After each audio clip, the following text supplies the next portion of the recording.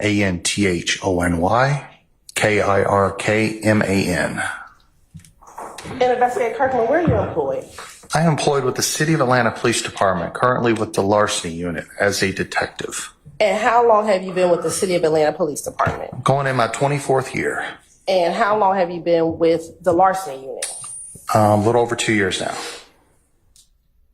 Prior to your time with the larceny unit, where have you been assigned within the Atlanta Police Department? I was sworn in 2001. I was first assigned at Zone 2, the Buckhead area. At 2007, I was promoted to detective investigator, synonymous in the same. Back then we were called detectives, now they call us investigators. 2007, when I got promoted, I went to the narcotics unit. Worked in the narcotics unit from 2007 until 2012. And 2012, I was assigned to Zone 6 as a detective. Was there from 12 to, I think, around 16. 16, I went to a task force with the GBI. It was a Metro Drug Task Force. Was there for about a year. 17, I went to Zone 1 as a detective. Was in Zone 1 from 17 to 21 21 or 22 when they centralized again. And since 22, I've been with the larceny unit. And you said when they centralized again, what do you mean? Prior to centralizing, Atlanta has 6 zones and an airport. All zones and the airport had their own detective group within that zone. At different times, the detective group was responsible for various amounts of crimes and what they handled, what they investigated. Generally, ours went all the way up from the smallest of petty theft all the way up to shootings would be handled by the individual zone detectives. When they centralized, they went back to detectives are no longer assigned to the zones. They went back to under a central umbrella where they are more specifically responsible for certain types of crimes. Like I am in larceny, dealing with thefts. There's, you have your burglaries, your auto thefts, your homicide, your SVU, all that kind of stuff. So instead of being divvied out to zones, they all went back under headquarters, central location. And when did the zones become more centralized? 2021 or 22, just a couple years ago.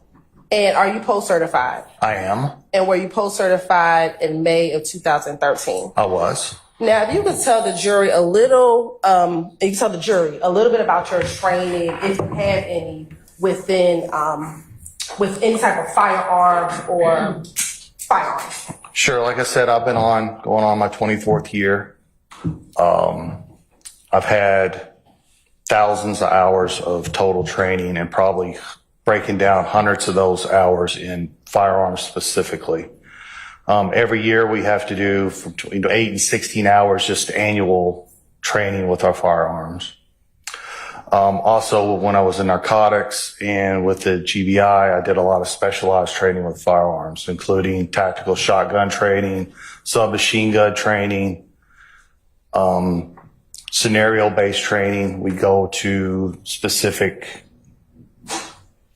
training locations, like the federal marshals have a building complex that's set up like a house or apartments, or it's removable walls so they can do all kinds of adjusting where you could go in and use simulations and actually train either entries or just training with the firearms. And during the course of your kind of firearm trainings, do you learn how to identify defects that could be considered a bullet hole? Yes.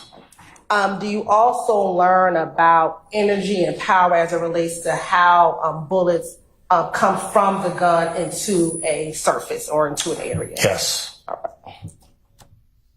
Now, taking you back to May 2013, I believe when you talked about your history with APD, were you assigned to Zone 6 Police Department within 2013? May of 2013, yes, I was assigned to Zone 6. And just briefly tell the jury what area encompasses Zone 6 back in 2013. Back in 2013, Zone 6 is unique within the city because it actually involves parts of Fulton and DeKalb.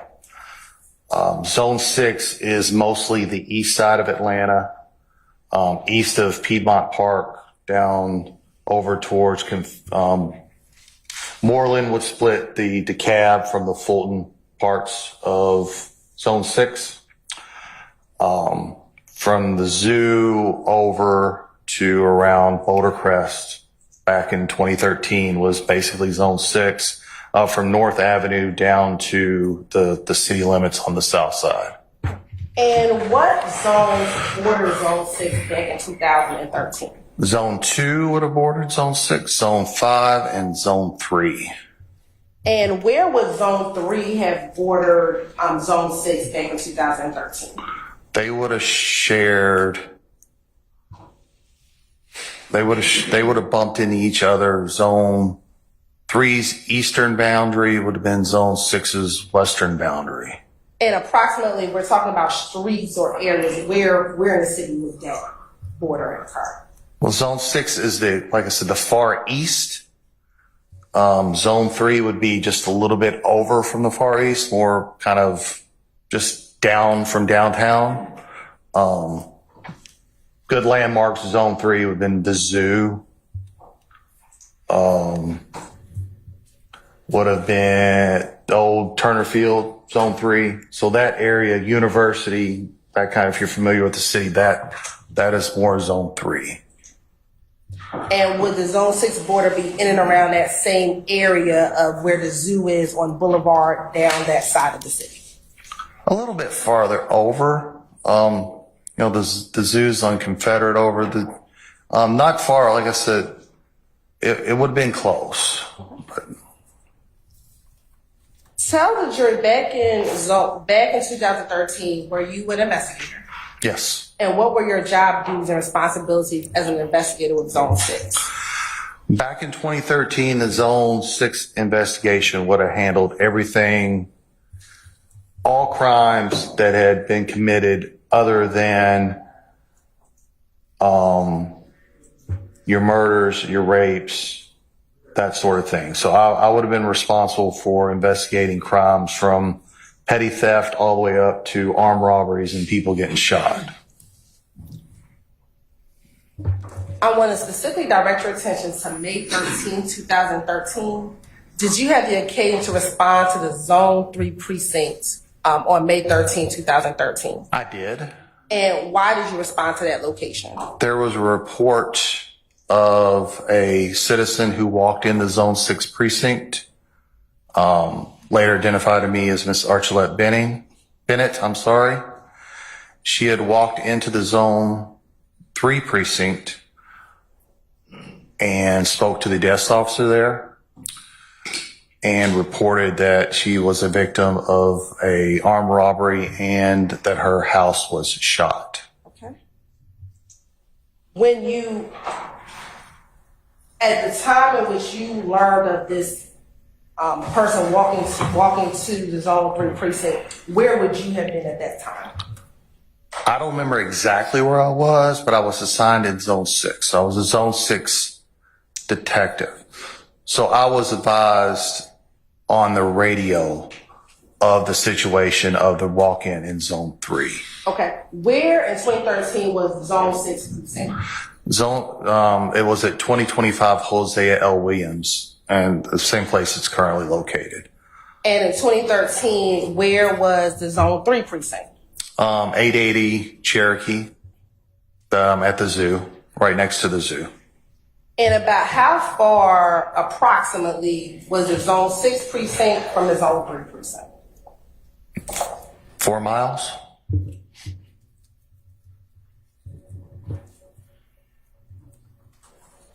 Now, did you eventually make it over to the Zone 3 precinct? I did. Now, why is it that you were called as a Zone 6 investigator response to the Zone 3 precinct? I was called because the incident occurred in Zone 6. at 980 Confederate, even though the victim was in zone 3, the crime still occurred under my responsibility, which was zone 6.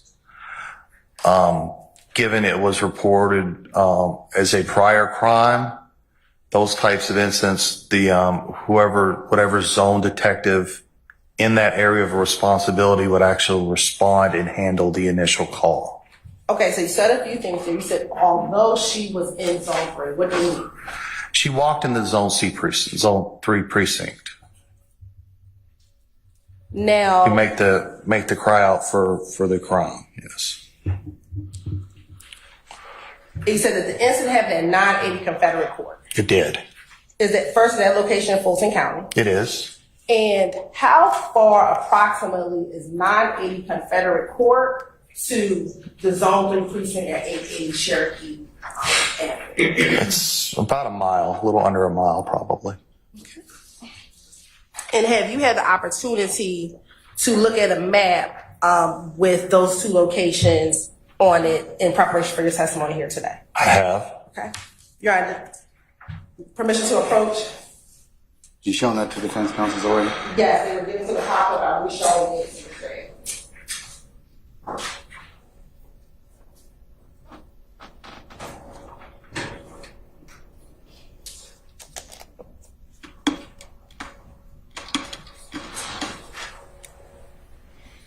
Yes, you may have permission to approach. Thank you, Your Honor. I'm going to show you what's been marked as State's Exhibit 26 AA. Tell me, or Alpha Alpha. Tell me if you recognize 26 Alpha Alpha. This is a printout of either Google Maps or Street Maps with the outline between Trestle Tree Apartments, which is 980 Confederate, to 880 Cherokee Avenue, which was the Zone 3 precinct back in 2013. And looking at this, is that a fair, accurate depiction of the distance between 980 Confederate Court, also known as Trestle Tree Village Apartments, and 880 Cherokee Avenue, which was the Zone 3 precinct in 2013? It is. Your Honor, this time the state would like to tender State's Exhibit 26 Alpha Alpha into evidence. Any objection to states 26 Alpha Alpha? I have no objection. All right. It's admitted, may be published as you see fit.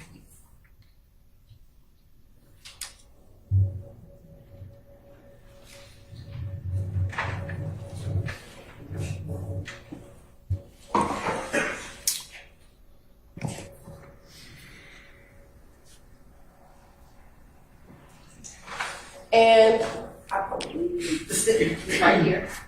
If you could take that right here. You mean to take the stick? Yes, sir. Okay.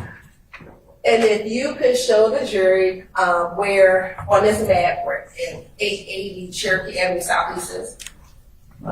Here's the zoo. That is the old Zone 3 precinct right here at 880 Cherokee Avenue. And where is the Trestle Tree Apartments, or what was 980 Confederate Court? This united back in 2013. It's called Confederate Court. And this is 980 Confederate Court, which is Trestle Tree Apartments. And if you can tell from this map, we talked earlier. Going back and forth, never mind. Looking back from at this map, are you able to show the boundary of what was Zone 3 and what was Zone 6 from this map? Is there a rough boundary area here? All this would be Zone 3, even back then. I'm sorry. This is back then that was Zone 6. All this being what, detective? And what streets are you I'm sorry. referring to on it? That's fine. Back in May 2013, around the zoo would have been around the border. This eastern side being Zone 6. And is that the eastern side of United Avenue on this map? It's the eastern side of Boulevard, what I'm pointing out. Okay. So Boulevard have been a general, from my recollection, it's been a few years. Boulevard would have been about a hard boundary between 6 and 3. Okay.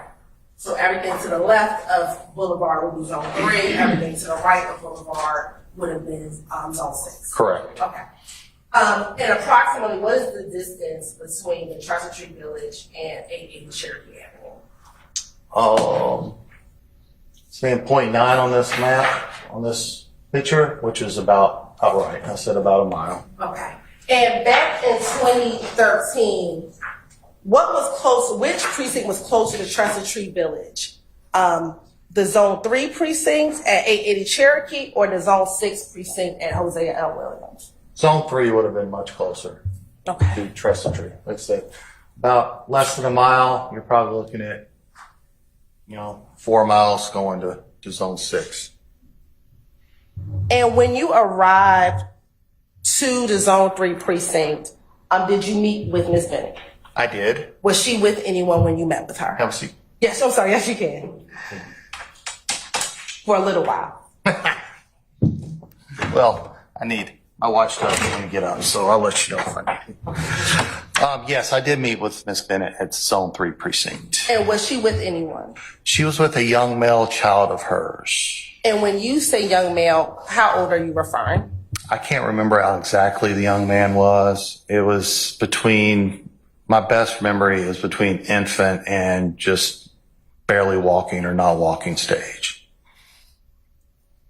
So a baby. Baby or toddler. And what, if anything, happened while you were at the Zone 3 precinct? I spoke with Miss Bennett, who advised me of the events that occurred both earlier that morning around 4:00 a.m. and the previous day, which was Mother's Day, May 12th, 2013. And what did she tell you while at the precinct? She said that around 1:00 on Mother's Day, which was May 12th, 2013, she was inside of her apartment at 880 Confederate Apartment D when she heard a loud knock on the door. She went to see who was knocking at the door, and her statement to me was it was a person named Thug and Thug's brother. Did she tell you that at the police precinct or did she tell you that later? I don't remember exactly when that was told to me. If it was before we went to back to her apartment or prior. Did you memorialize your interactions with Miss Bennett in your police report? I did. Well, looking at a copy of the police report help refresh your memory as to what she told you at the police precinct. Yes.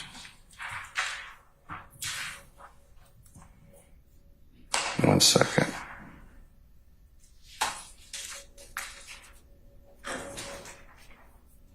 Commissioner Cochran. You may, ma'am. I'm going to show you what I'm showing the defense counsel as State's Exhibit 58 Alpha Alpha. Tell me if you recognize 58 Alpha Alpha. So, according to my report here, I'm sorry. Yes, I do. The 58 Alpha Alpha is an incident report I made on May 13th, 2013. And looking at a copy of your police report, would that help refresh your memory as to what was said to you while just at the precinct? It would. Okay, I'm going to ask you to look at 58AA. Don't say anything. Read it. And once your memory's refreshed, just look up and let me know.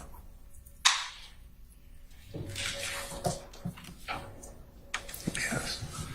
Okay. Has your memory been refreshed? It has. All right.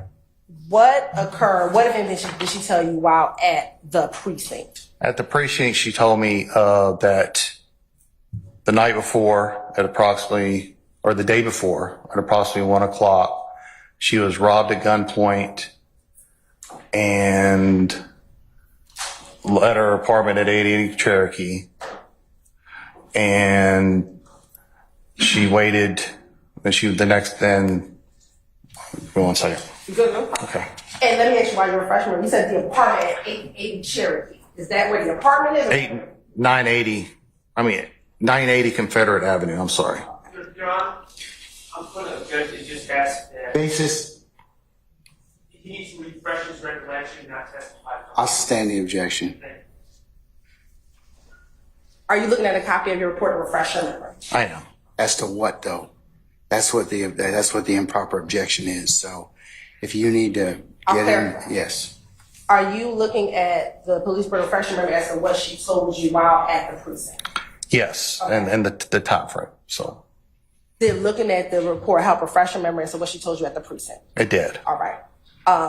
Go ahead. Has your memory been refreshed? It has. All right. So when I initially met her at the precinct, Zone C precinct, she advised me that the day before, on Mother's Day, at about 1:00, she was robbed at gunpoint by known individuals to her. She stated that they later came back. Your Honor, I'm going to object. No, we appropriate with this. Okay.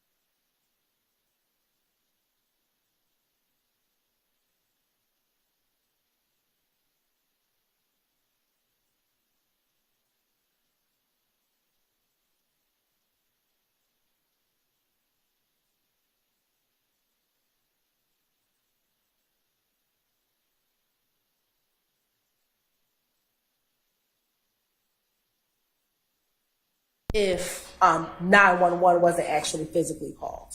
Via police radio to dispatch. So either the desk officer or whatever officer respond, either if it's a flag down or a walk into the precinct, would get on the police radio, advise their location and what they had, and that would initiate a CAD report. When she says CAD report, she's saying computer automated dispatch. What that does, that just gives you, when you're in an accident or you have an incident and people give you a police report number or an incident number, it's generally nowadays computer automated. In Atlanta, it's the year, like this year of 24 would always be the start. And then a Julian date.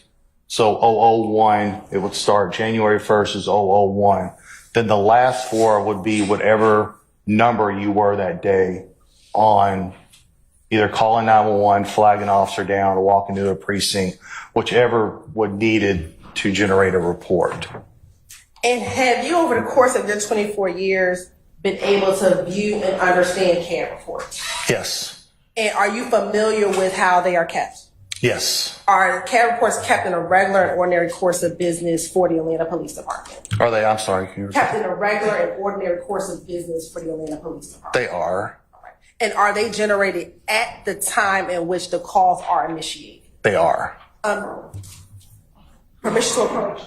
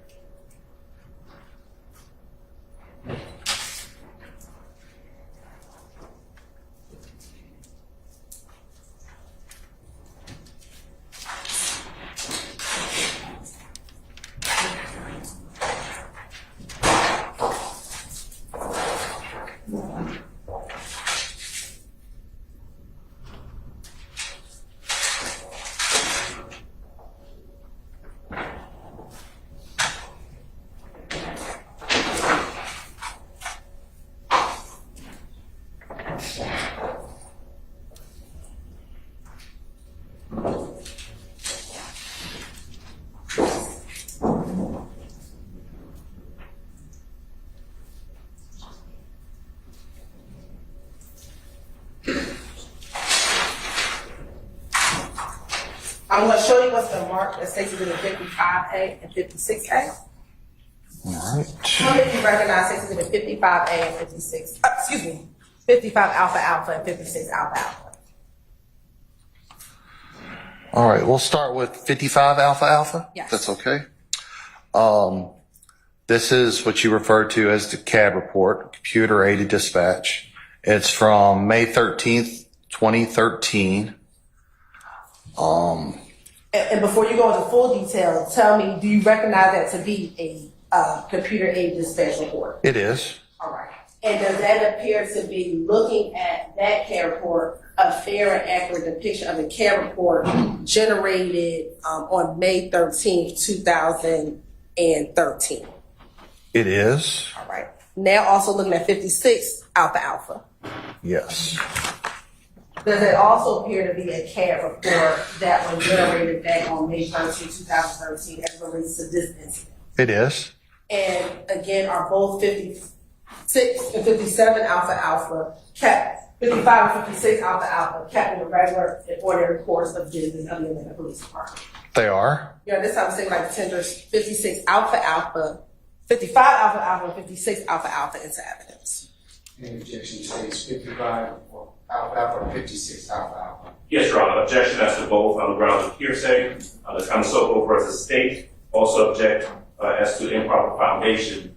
He's not a proper witness to testify and go outstanding foundations. That's custodian of records. Kamasoko versus State, footnote number 3. I believe this is specifically for him. You're right. May I respond? And confrontation clause, Your Honor. May I respond? Yes. Your Honor, he's been an officer with the Atlanta Police Department for 24 years. He is familiar with the report in which he is discussing. These reports are kept in the regular and ordinary course of business in which he's familiar with, and that'll be enough to get it in as a business record exception under, and he, This is my CAD report. and it's his CAD report. And so he would be able to introduce. That is, one of those reports is Investigator Kirkman's actual CAD report that he generated as a call-in regarding this incident, Your Honor.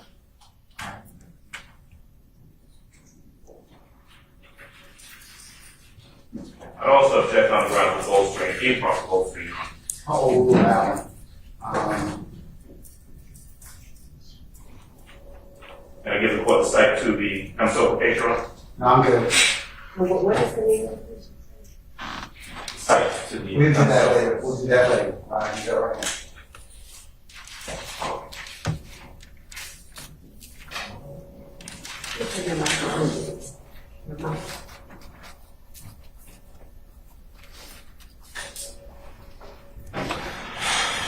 How's that?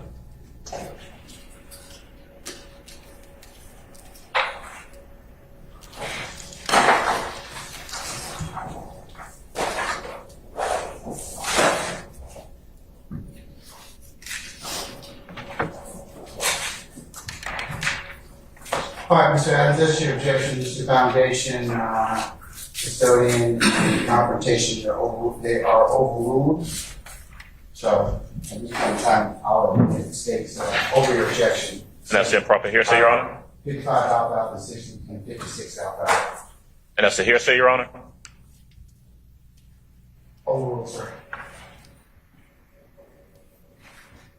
Permission to publish. No problem. Thank you, Your Honor. First 55 Alpha Alpha.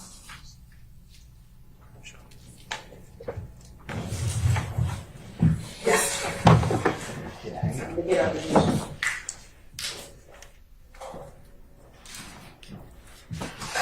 Let me know if I'm watching, buddy. Okay.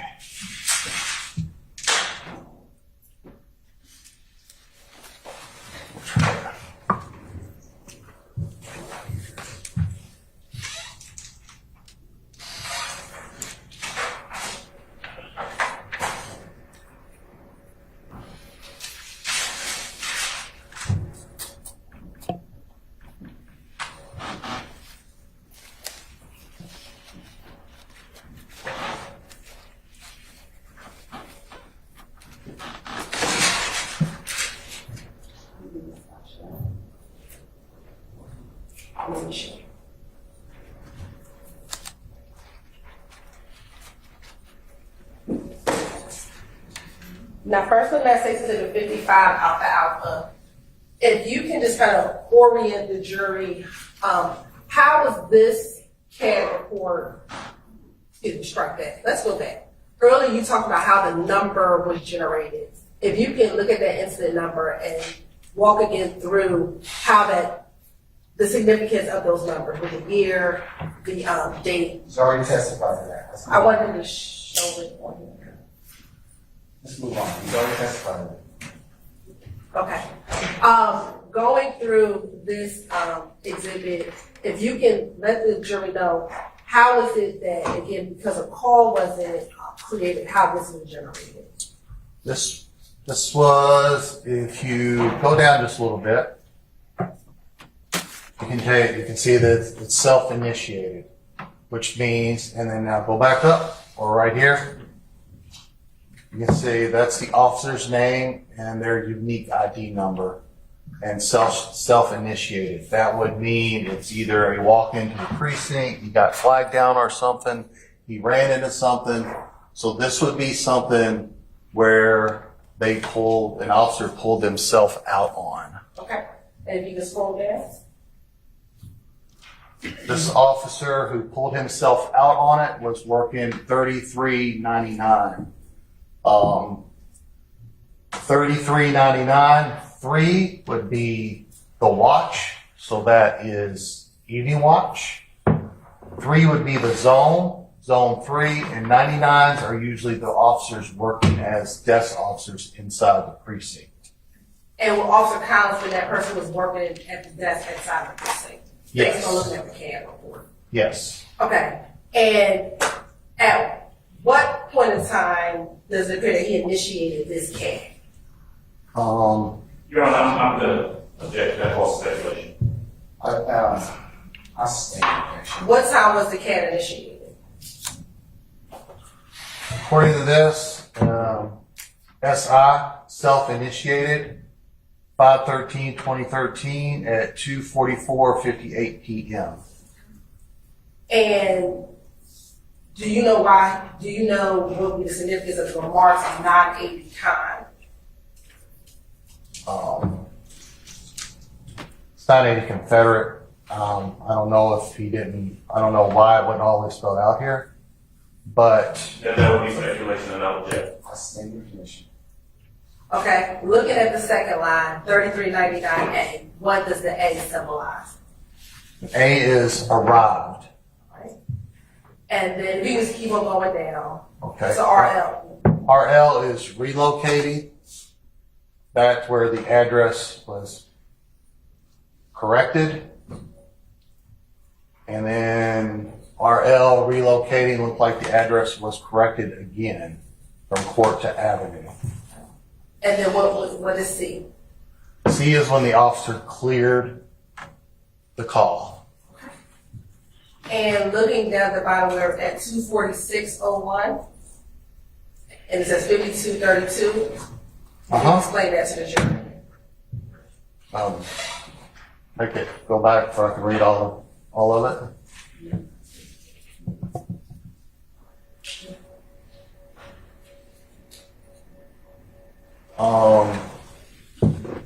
We're talking here. Yes, sir. It's just giving the address, Confederate Court, inside the city of Atlanta. Okay. And now, I believe that's everything that's contained on that page. Okay. Now, looking at this page, what if anything is that indicating on this portion of the care report? All right, so this is still the desk officer's CAD report.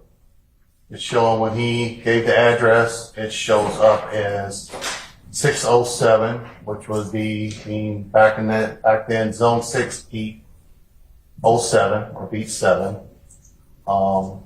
Same thing here.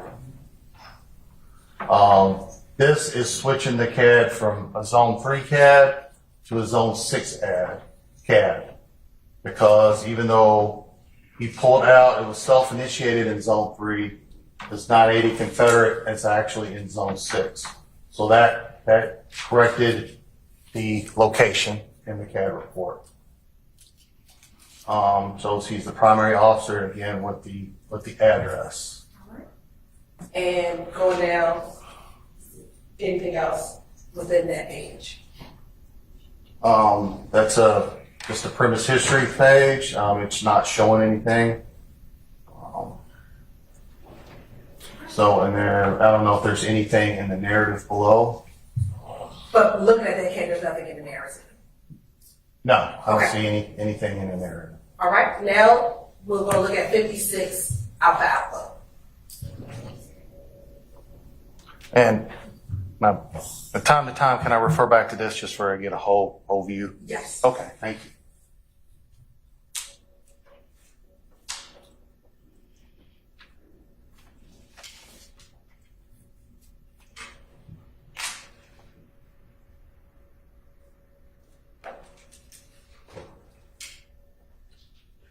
Now, in 56 alpha alpha, is that a different incident number? It is. And do you know why there was a different incident number from the first one, from 55 alpha alpha to 56 alpha alpha? Because this is the CAD report that I self-initiated. Okay. And with the fact that you self-initiated generated a new number? It would. All right. Walk us through, what time did you initiate this report?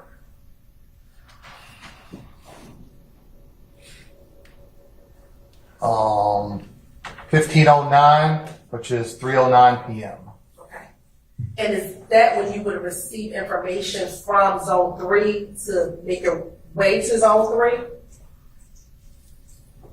This was self-initiated while I was at Zone 3. Okay. All right. I'm sorry, I didn't hear the response. It was self-initiated while I was at Zone 3. All right. And if we can move down. If you can kind of walk us through this portion of your CAD report. Okay. Again, SI, that's self-initiated. Date and time. And what was the time? May 13th, 2013. Time 3:09:37 p.m. Okay. Again, shows the address. 90 Confederate Court Apartment D. If you go here, that RL, that's relocating, meaning I got on the radio and I advised them that I was changing from Zone 3 precinct and actually going to the location of 980 Confederate Avenue. And this is when I cleared the call And what time did you clear the call? at 4:28 p.m. All right. And so fair to say that she spent about an hour on this call, an hour and 18 minutes on this call. Yes. And looking at the bottom under the narrative, what if anything did you tell radio? This is radio. Sorry, checks. This is radio traffic. 5/13/2013 at 3:09:37 p.m. This is me pulling out that I have a female and a juvenile male. This was my vehicle mileage that I started with. This is the time that I started traveling, 1509 hours. Advising them I'm going from Zone 3 precinct. 16G is police jargon for precinct.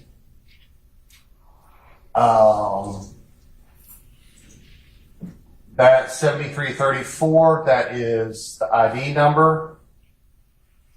So they were advised to meet me at Confederate Avenue. This at 7:09. So at 15:14 hours. So 5 minutes later, I arrived.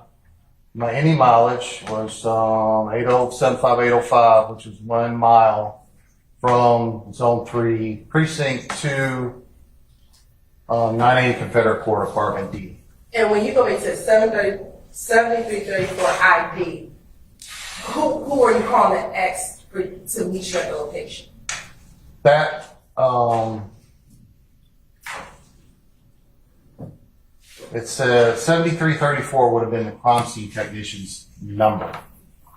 So that's their unit number, and they were advised of the call.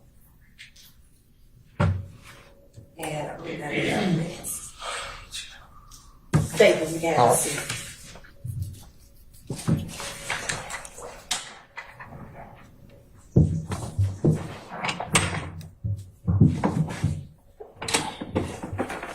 Now, back in 2013, did you have body-worn cameras in 2013?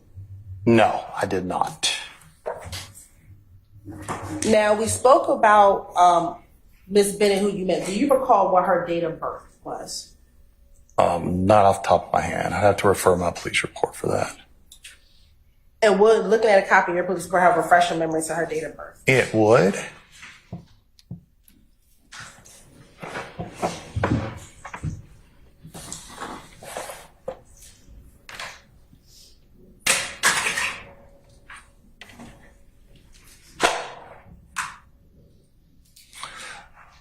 Mr. Coach, You may. I'm going to show you what's been marked for identification purposes as 6057 AA. Do you recognize 6057 Alpha Alpha?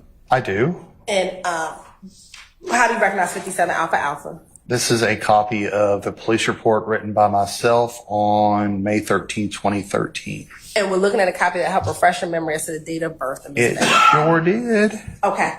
And without reading from the document, once your memory's refreshed, you just look up and let me know what was her date of birth. 6/15/1986.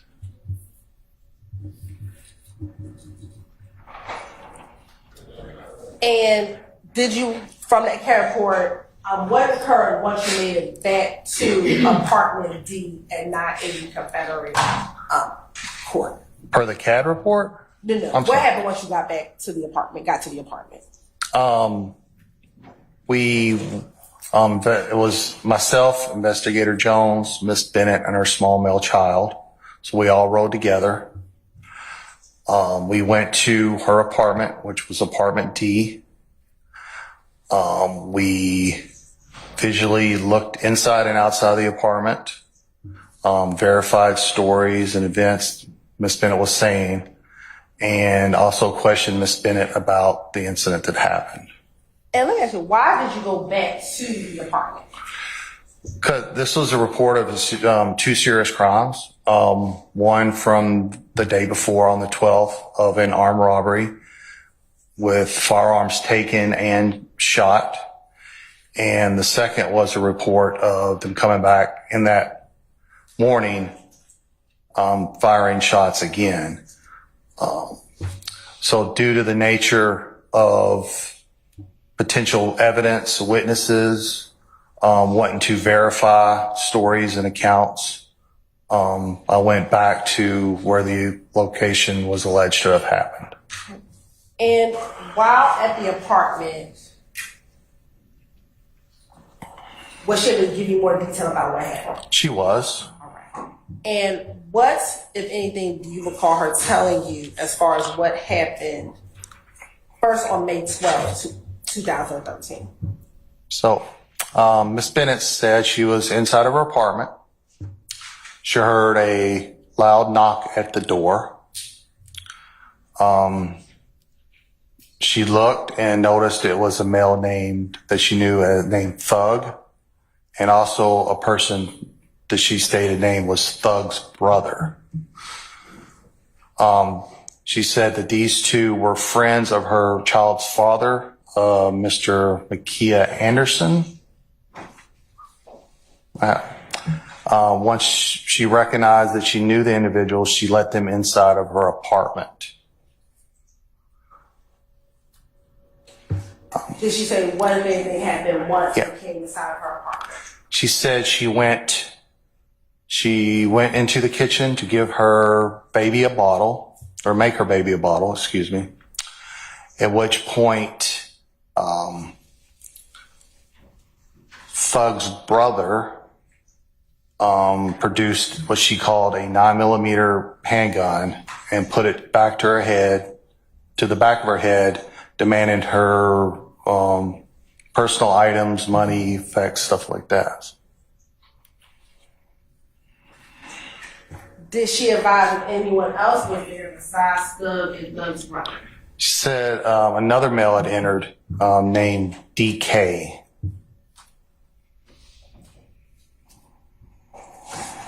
She said that it was a 9mm, but she described to you what color that 9mm was. I have to go back I don't believe so, but I have to go back and check on the report. Okay, we're looking at a copy of your report. Help refresh your memory. It would. Okay.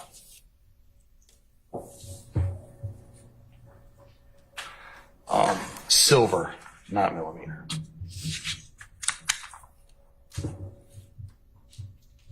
And you said that there was this third person, DK. Did she advise that she was aware of or knew who DK was? Did she know DK? Yes. And did she say if they asked or demanded anything from her? Yes, they demanded several items. And did they take anything? They did. What did they take? I have to. Well, go ahead. Yes, I know they took a Versace necklace. And if you need to refresh your report, just Yeah, I have to go. I know that they took one of her cell phones, $4,000 cash, some car keys, a Versace necklace, baby or book bag. I think another $100 off the table or something. I have to go back and get more of the list. Is that okay? Yeah. Sorry. They took her Kel-Tec PLR 16 223 caliber pistol. And do you recall her? She told you who and she took the gun. DK.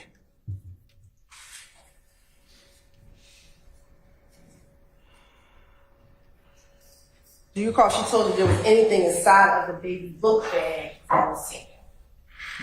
Again, I have to go back. There's something. You say besides or beside?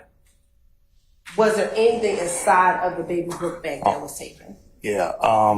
Inside, she said Rage Ray headphones. Red or Red. I'm sorry. RED. And did she describe the color of the baby book bag? Yes.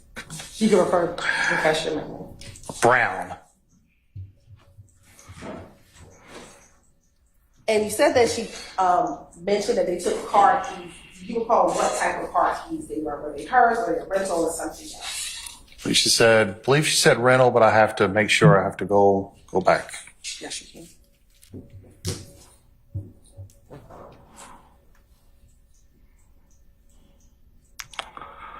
Oh, where are the car keys? Rental car keys, yes.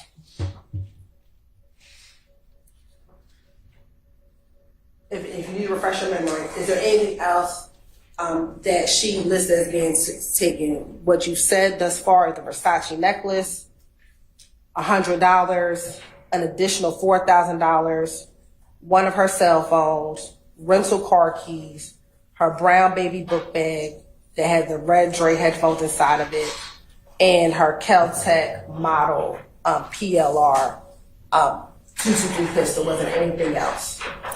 So we got the $4,000 in there? Yes. Yeah, I believe that's all.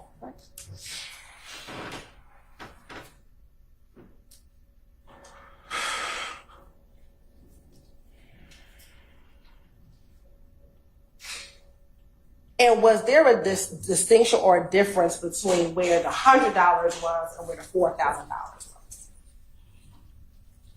I know the $100 was off the kitchen table.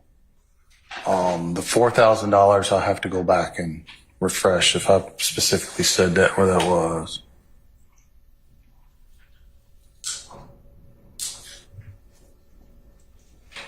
I don't specifically say it, but I did separate it. I didn't do 40, so I'm guessing looks like maybe they were both on the table, but two separate, yeah.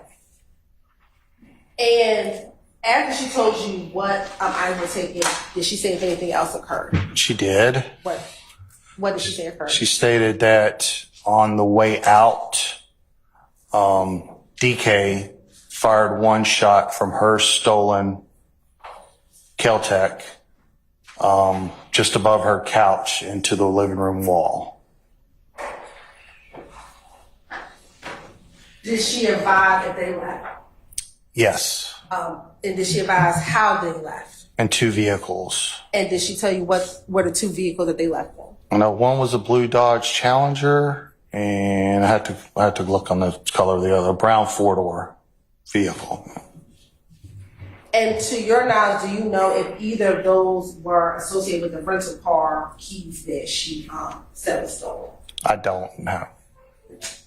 She made no mention that her car was stolen, just the car keys.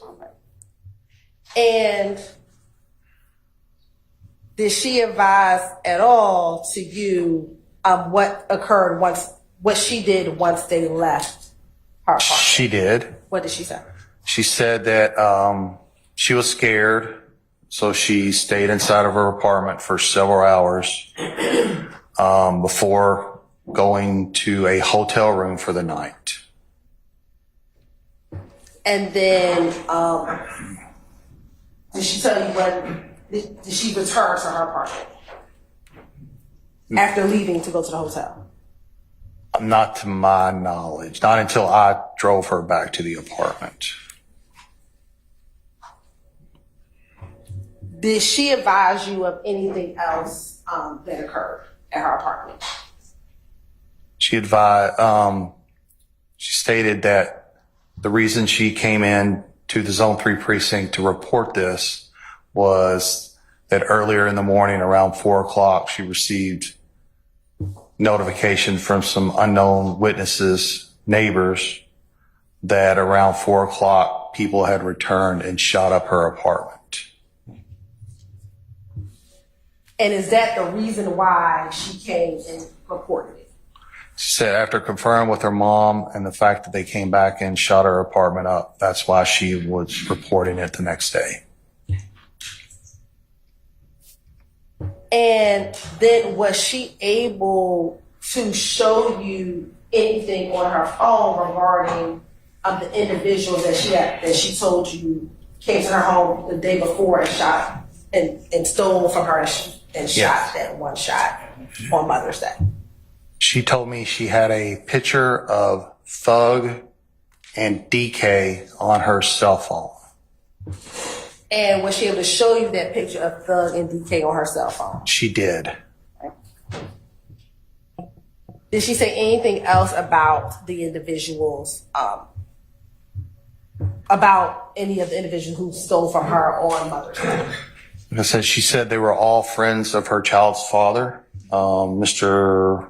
Anderson, I believe, Mika Anderson. She said that they were using the phone that she stole. That she stole? That they stole, I'm sorry. The cell phone, the Boost Mobile cell phone, whatever.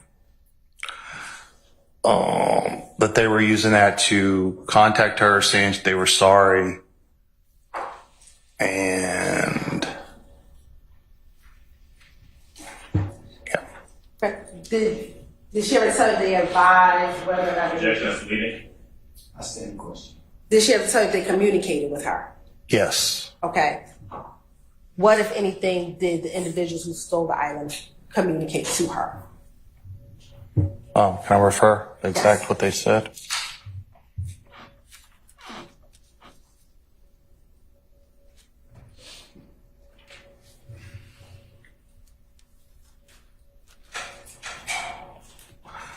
Said they called her to apologize. And to do anything else? Offered to return her stolen items.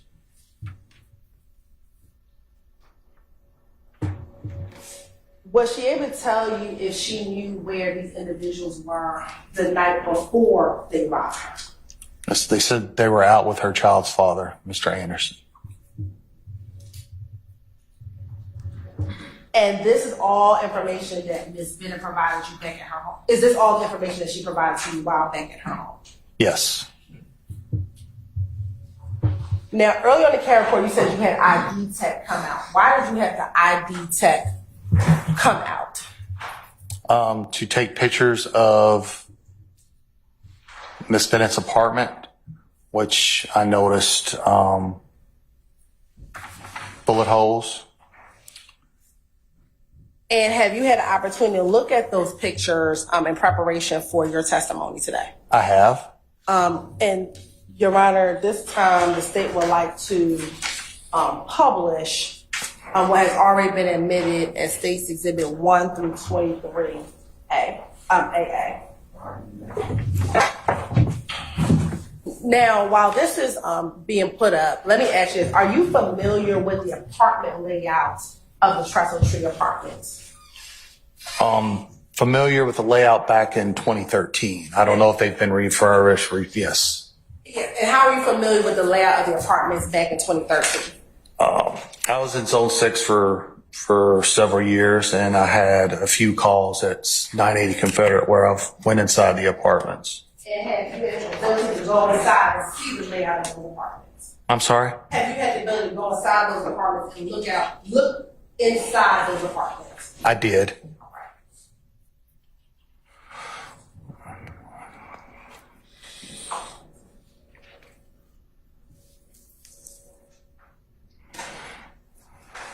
Permission to approach Your Honor. You may know. I'm going to show you what's been marked as State's Exhibit 24 Alpha Alpha. Tell me if you recognize State's Exhibit 24 Alpha Alpha. I do. And how do you recognize State's Exhibit 24 Alpha Alpha? It is very similar to the layout of what would be a two-bedroom apartment at 980 Confederate back in 2013. And in looking at 24 Alpha Alpha, is that familiar to what Ms. Bennett's apartment looked like or resembles back in 2013? Except it's transversed, so this actually would have been in the front door. Okay. And then at the back door. So it's opposite of what's in 24 Alpha Alpha. Right. That up here, when you get it up, I'll show you. Well, Up here, yeah, that would have been the front door and then the back door. I'm going to object any testimony to the contents of the photograph, unless and until it's edited. yes. So before you tell me about that, but is that a fair, accurate picture of the layout of those apartments back in 2013? It is. Now, this time I said like 10 or 24 Alpha Alpha. Any objection? I would object. Foundation indicated it's not, the picture is transverse or opposite. It's I'm not. gonna say, I'm gonna testify to the transverse, so I'm also. Well, if I was looking at it. No, I'm sorry. Yep. My question posed here. Okay. If you were looking at that apartment complex, outside of it being flipped, is that the layout of the 2-bedroom apartments at Trestle Tree Apartment back in 2013? It is. At this time, they would like to send the 24 Alpha Alpha into evidence. Judge, according to rules, it's nothing different. I'm just saying, objection. He can draw, old school, he can draw. Sure.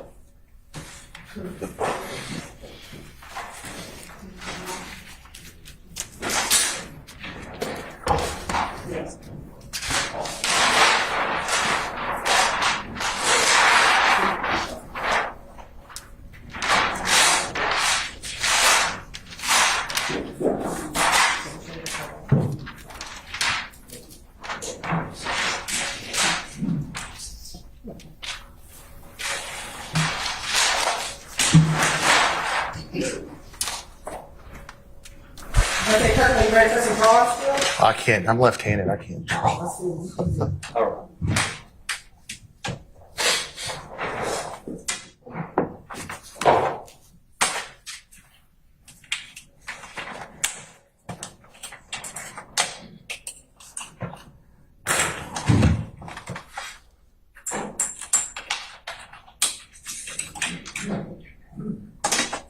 Use either of these two markers.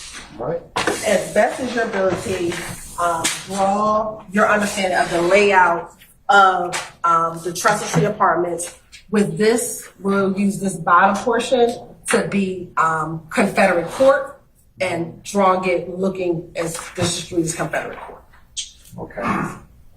So, if you don't mind, I'll do 2 pictures. Okay. One just the building, and then a bigger one of the actual apartment. So the building would have been red brick building like that, and you would have upstairs and downstairs with 4 apartments each. A and B, C and D. So A and B, C and D. This Bennett's apartment was D, upstairs to the right. So that would have been her apartment on that 4 apartment building. So here, Federer Avenue, walkway up to that building. Her apartment would have been, like I said, upstairs. There have been some steps. The door here, D, some windows, from the door, be the living room, wall, some closets, behind this wall, kitchen, and some bath, and a couple bedrooms. Should have been over here. Bedroom and bedroom. All right.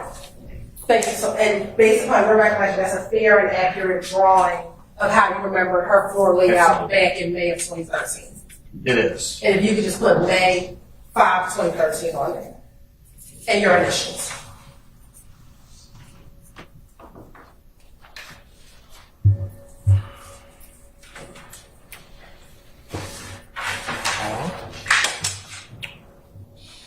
Now, I want to show you what's already been admitted as cases in 44A, 44 alpha alpha, 45 alpha alpha, 44 and 45 alpha alpha.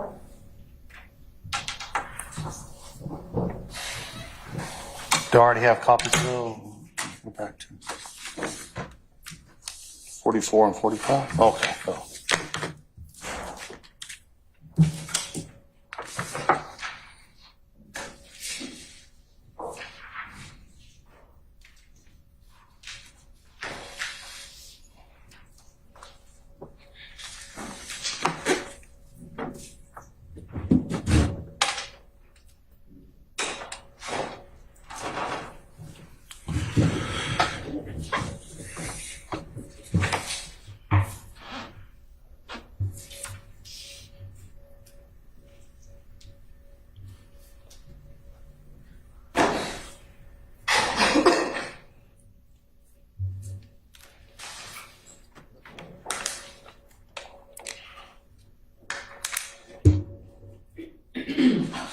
looking at sex exhibit 44 alpha.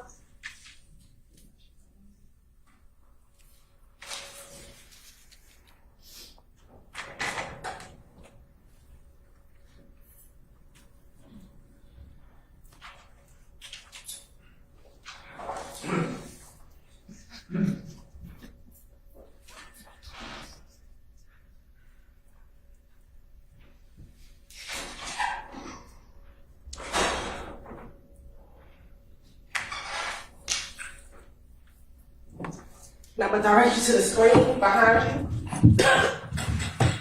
What is depicted in 44 alpha? That is the entrance off of what was then Confederate Avenue to Trestle Tree Apartments. And is that a gated entry? It was, back in 2013, it was a gated entry.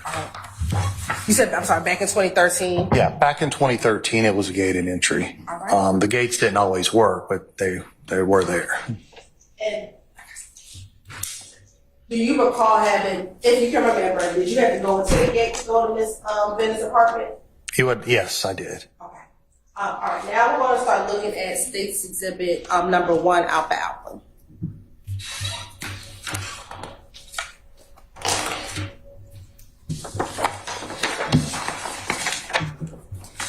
And while we're waiting for that to load, do you recall if Miss Bennett was able to give you a phone number to the phone that was taken from her? I believe she did. I'd have to refer back for the number on my report here. Okay, if you go ahead and look at your report, see if it helps refresh your memory. Yes, it's 404-734-7358. And then also, I believe you said it earlier, but just in case, did she give you a serial number to the Caltech that was stolen? I believe she did. I have to go back to the report for the serial number. Okay. Look and see if those copies of the report give you the serial number to the Caltech. Yes, it did. And does looking at the copy of the report help refresh your memory as to the serial number for the Caltech? It does. And once your memory's refreshed, let me know. It is P as in Paul, V607. Did you say V as in Victor? V as in Victor, 6. 07. Now, looking at State's Exhibit 1 Alpha Alpha, did you direct the crime scene tech to take these pictures? I did. Okay. And what was significant for you for the crime scene to take this picture of what's depicted in 1 Alpha Alpha? This is the outside of 980 Confederate. Like I said here, A, B, C, and D. A, B, C, and D. And up here would be in Miss Bennett's apartment back in 2013, which is D. All right. Looking at 2 Alpha Alpha. Is that just indicating the apartment number? Yeah, that is a fixed sign on the brick of the apartment. All right. Oh, what was significant for you as the investigator in depicting what's in 3 Alpha Alpha? Two things here. This is Miss Bennett's apartment door, D. And on that door right here is what I saw was a bullet hole in the door. Okay. And we're going to get to what you saw in D. Looking at door C, did you notice any defects within door C? I didn't back in the time. Okay. Do you see now looking at any, There's some sort of defect here. I'm not really sure what that is. And got a closer picture, and the fact that I don't remember inspecting it back in 2013, I can't testify to what that is. And let me ask, back in 2013, did anyone, while you were out there speaking with Ms. Bennett, come from apartment C and report anything to you? They did not. I stand objection. I'm not asking what anybody said, I'm asking what. Any objection? Raise. Okay. Did anyone make contact with you from apartment C? They did not. Okay. Once looking at apartment D, you noticed that you said you noticed it was what you believe to be a gunshot hole. Why did you determine that or believe it to be a gunshot hole? Just a few things. My training, knowledge, and experience of what a gunshot hole looks like when it hits a door or a wooden or metal object, in this case a wooden door. The size and the shape indicate to me that that is a bullet hole. Was there anything else regarding that hole that made you believe it to be a gunshot hole? I do. On the back side, And when you say on the back side, is that on the inside of the door? on the inside of the door, Okay. the way the wood was displaced. You may.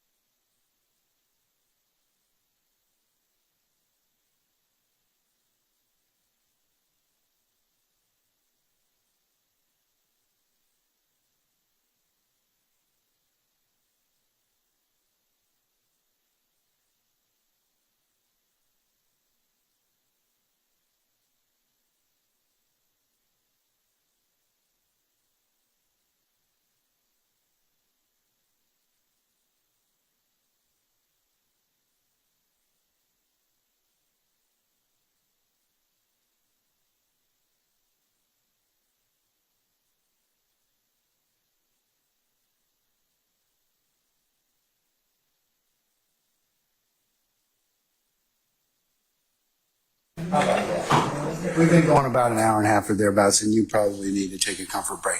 We're going to take 15 minutes and then come back, okay? All right, we're in recess.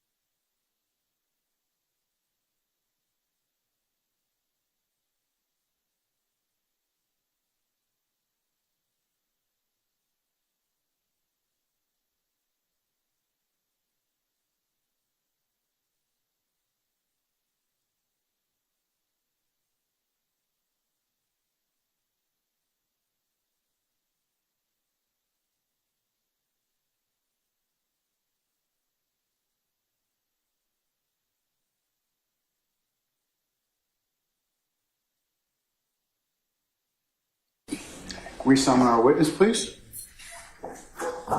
See.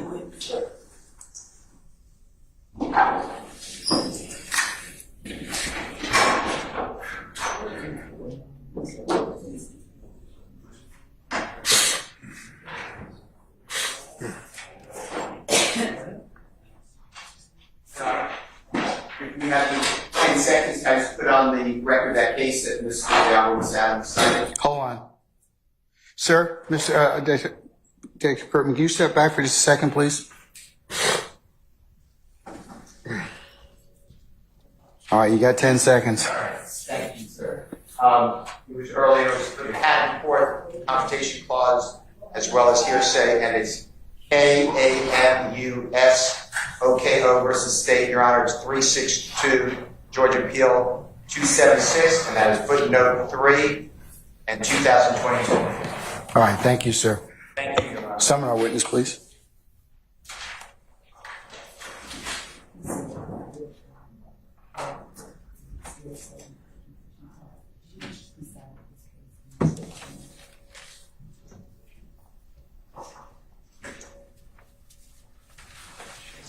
Thanks, sir.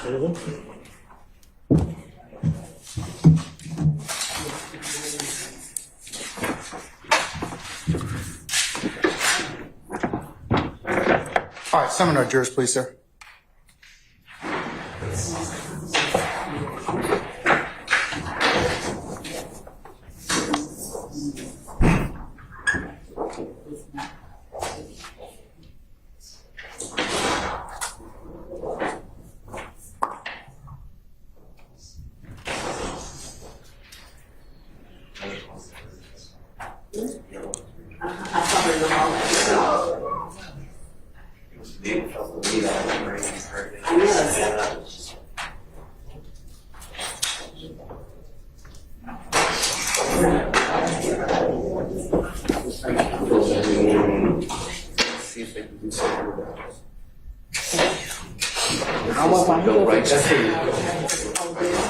Yeah. We don't want that to happen.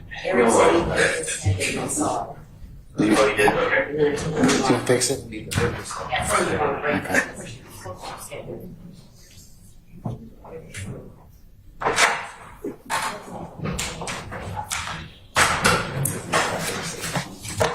Brown, don't do that. Don't do that, please.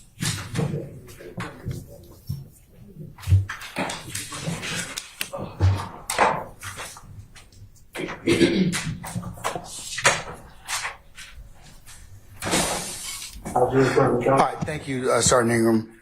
All right, ladies and gentlemen, please be seated. All right. All right, so you may continue. Thank you, Mr. Hampton. When we were last looking, we were looking at 3 alpha alpha.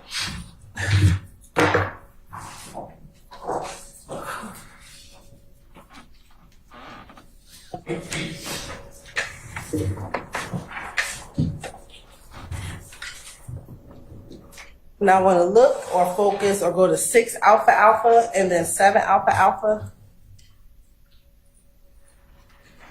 So first 6, is that a closer picture of the defect that you identify as a bullet hole in 6 alpha alpha? It is. All right. And 7 alpha alpha, is that a close up? It is. All right. Now I want to look at 8 alpha alpha. What, if anything, was significant, or why did you have the crime scene tech take the picture that was an 8 alpha alpha?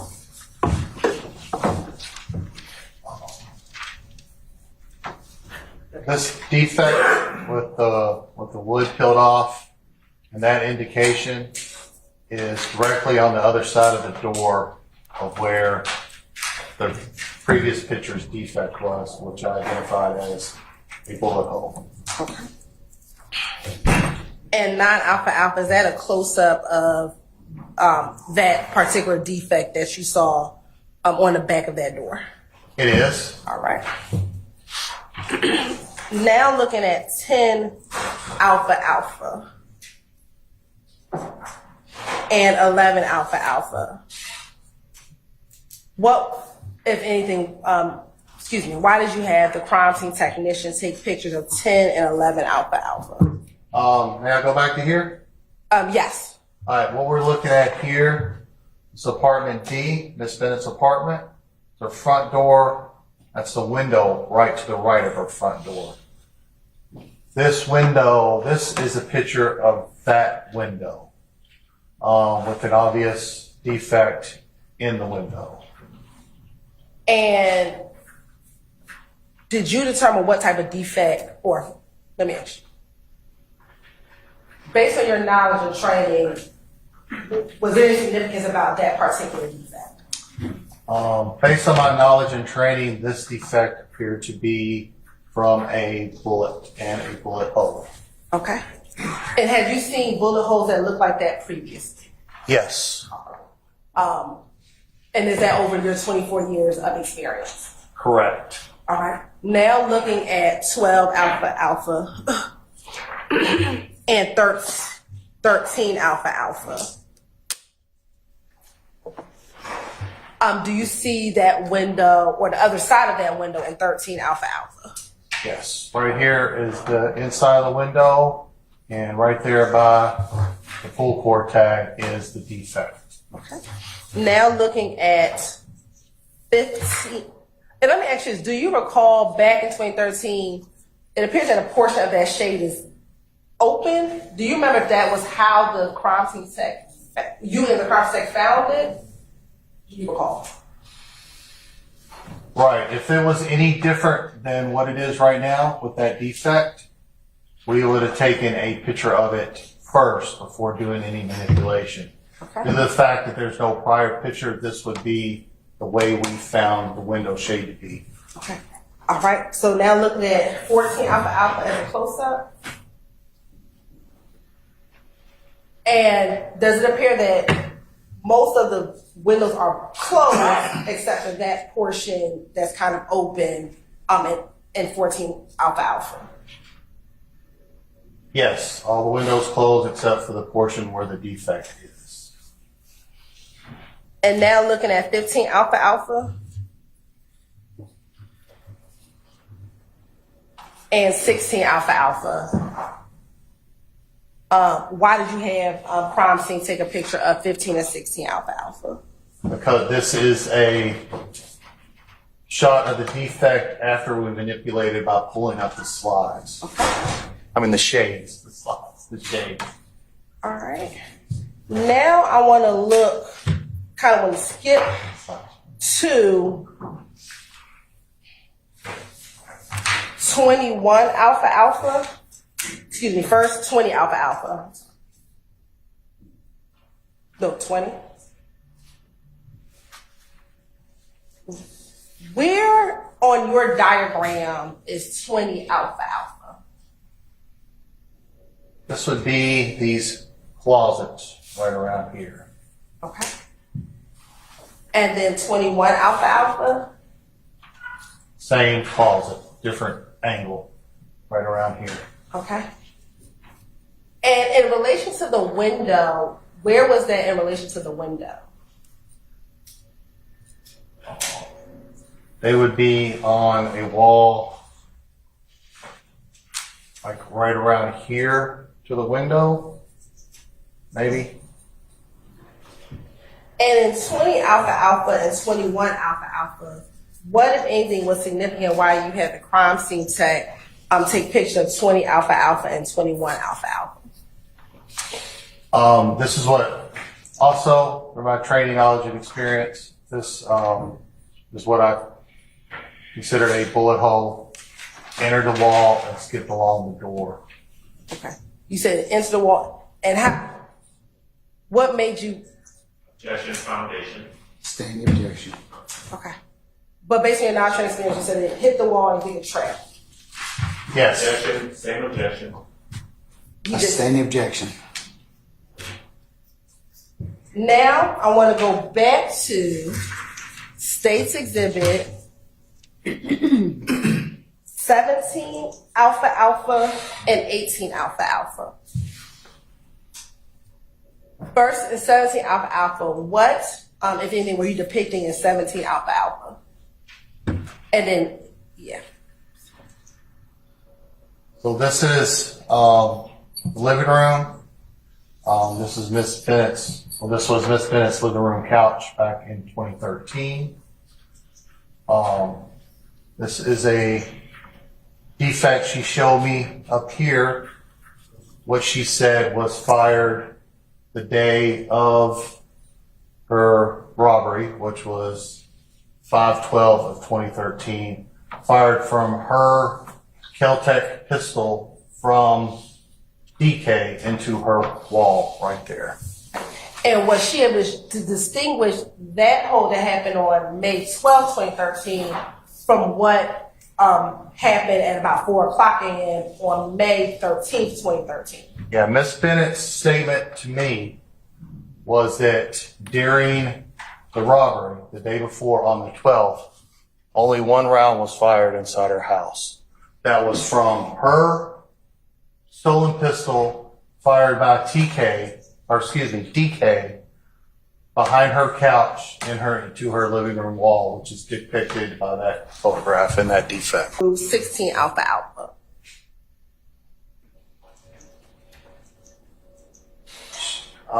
These were, I don't remember if she told me that these were specifically when they came back and fired, only that the one on the couch was the only one fired when the robbery occurred. Okay.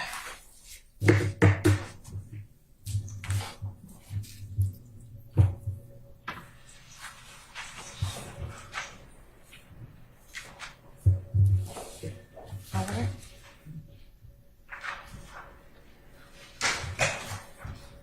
Do you recall sitting here now if she remembered having that hole in her window when she left her apartment to go to the hotel? I don't remember if she specifically told me that those are the ones that happened the morning before. Only that she specifically pointed out the one above the couch. Okay. And looking at 23 Alpha Alpha, what was significant about 23 Alpha Alpha? Like we talked about earlier, Mitch, this is, Miss Bennett told me she had a picture of DK and Thug on her phone. She showed it to me, and this is her holding her phone. And this picture, if I remember correctly, she was holding it, and our crime scene technician snapped a copy of the photo of the two people she said were involved in the robbery on 5/12. And sitting here today, do you remember which person was Thug and which person was DK? I don't remember which one she told me was who. Okay. Now, while you were at her apartment complex, let's first talk about inside the apartment. Did you find any projectiles? Let's see. Yes, you have a seat. I'm not feeling it. All right. I'm sorry. Can you repeat the question? Sure. When you were inside of her apartment, did you find any projectiles? I did not. Did you find any shell casings? I did not. Was that surprising for you? No, not in particular. Why not? One for inside. Only one round was fired, she said, from inside the apartment. That was from the day prior. Anything could have happened to the shell casing. It could have got kicked around. It could have got picked up. I don't know, but it's not uncommon that in my 24 years, I've went to shooting scenes and not found projectiles or casings. And as far as outside, did you look for or find any shell casings or projectiles outside of the apartment? I did look for shell case and projectiles. I did not find any.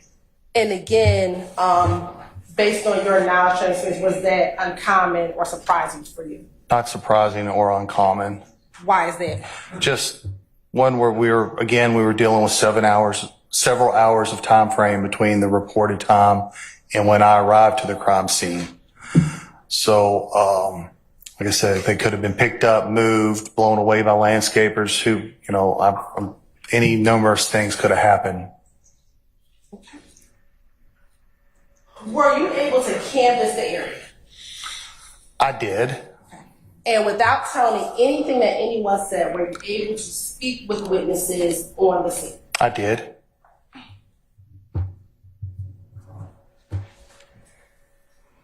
Were they able to give you information that assisted in your investigation? I sustain the objection. I'm not asking any here. I sustain the objection. Were you provided information that was assisted you in your investigation? Objections. I sustain the objection.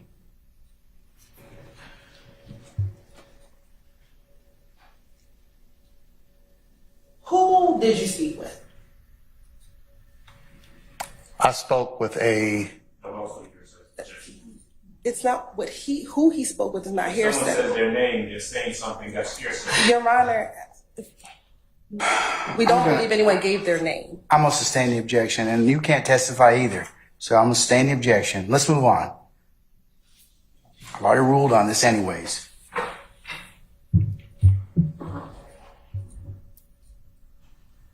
After you canvassed the area, you spoke with witnesses. Did that conclude your investigation on that day? it did. Okay. Let me ask you this. When you were out there, the crime scene tech, did they come in a crime scene van? They did. Okay. And would that crime scene van have been parked outside? It would have. Okay. While you were out there, did any residents approach you to give any reports about any shootings? They did. Okay. Excuse me. About the entire building being shot up, the entire complex. I'm going to object. That's what you're saying. I sustain the objection.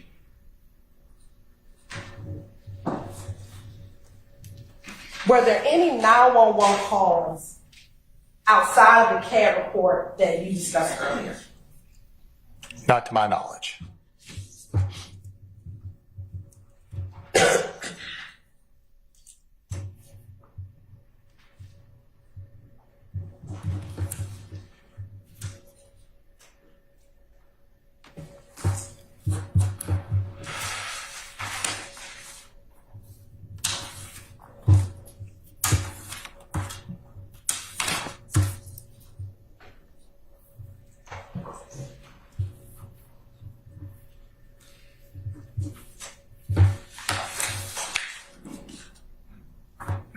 After May 13th, did you attempt to make contact with Ms. Bennett again? I did.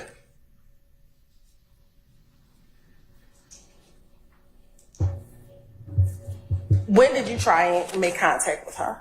It's a couple days after. It was either I think it was May 16th, or can I look at it? Sure. Is Let me either- know if that report tells us if you need another report. No, I need a copy of my case notes. Permission to approach. You may. I'm sure it was been marked as Stacy Exhibit 59 Alpha Alpha.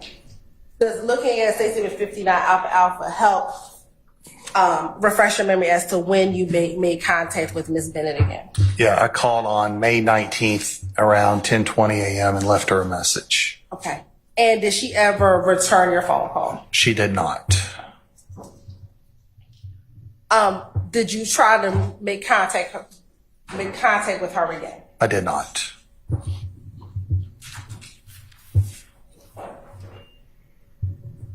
On May 12th or May 13th, did you get any other reports of any shootings at Trust Street Apartments? I did not.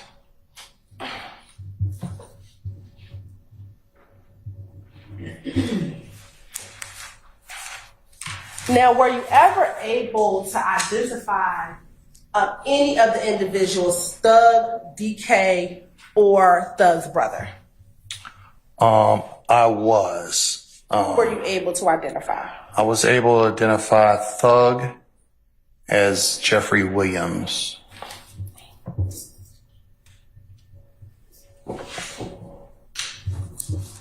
Now, after being able to identify Thug as Jeffrey Williams, did you eventually close this case?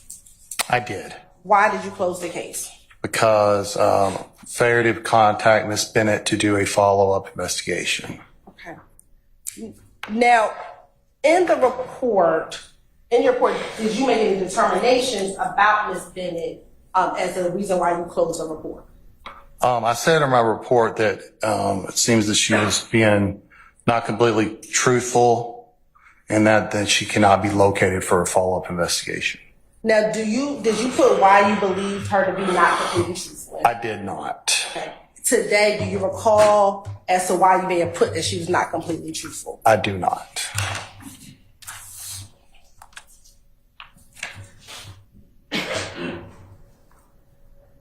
I know you said you didn't call her. By any chance, did you ever go back out to the apartment complex to see if she was still residing at the apartment location? I did not. Any reason why you did not go back out to the apartment complex? Just caseload, busy. Did you ever try to make contact with the leasing agent to see if she still resided at the apartment complex? I did not.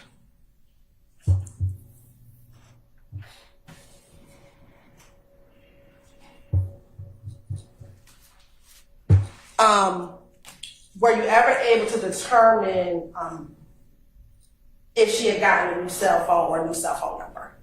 I did not.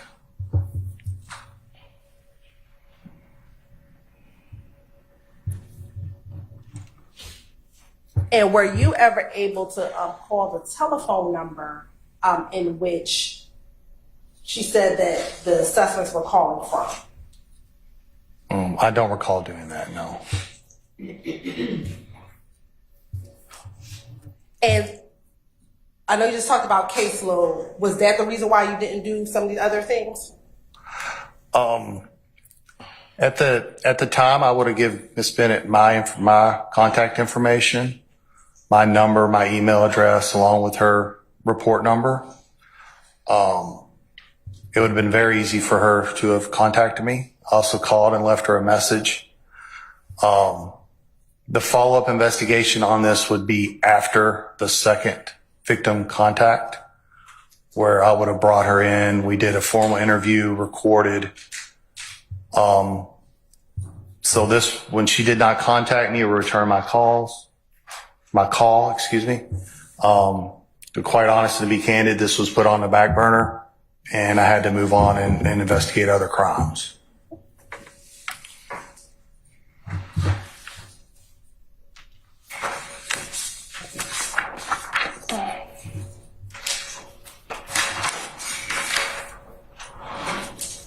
And based upon what she told you about, at least what happened on May 12th, was that bullet hole in her couch consistent with what she had told you about what happened to her on May 12th, 2013? Yes, it was. Court's indulgence for a moment.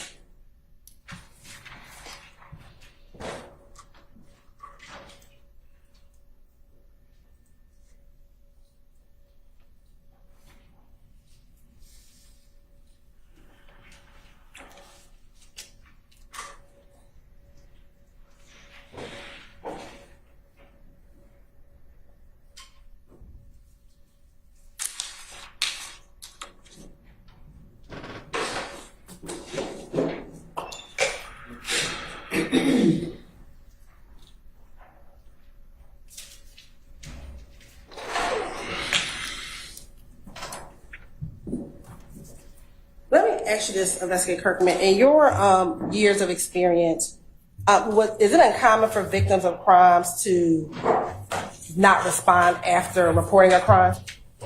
Objection, relevance. I stand the objection.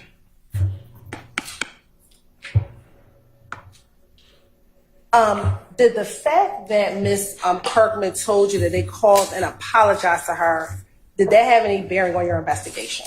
That Miss Bennett called and said they apologized? No, that the individuals who stole her phone called her and apologized. Did that have any bearing on your investigation? No. Thank you. I have no further questions. All right, ladies and gentlemen, given that it's 12:15 in the lunchtime hour, why don't we take an hour for lunch and have everybody come back for 1:15? Okay? Investigator Kirkman, if we could get you to come back for 1:15, we'll continue examination at that time. Please don't discuss your testimony with anybody except the attorneys in this case, okay? Yes, sir. All right, thank you, sir. I'm going to release you. All right, ladies and gentlemen, we'll see you back at 1:15, okay? All right, all rise.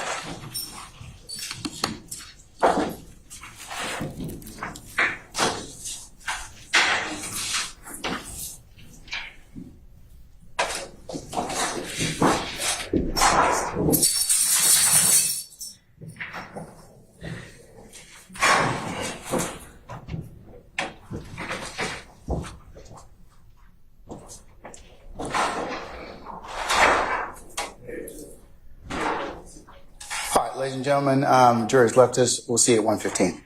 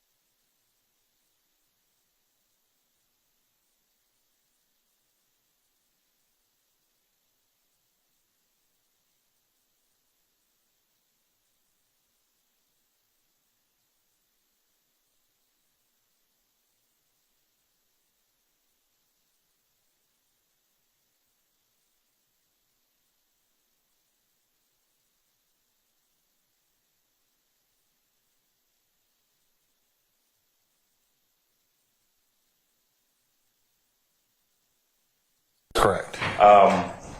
One of the last things that you said to this jury was that the case was closed because you found Miss Bennett to be, in your words, not truthful, correct?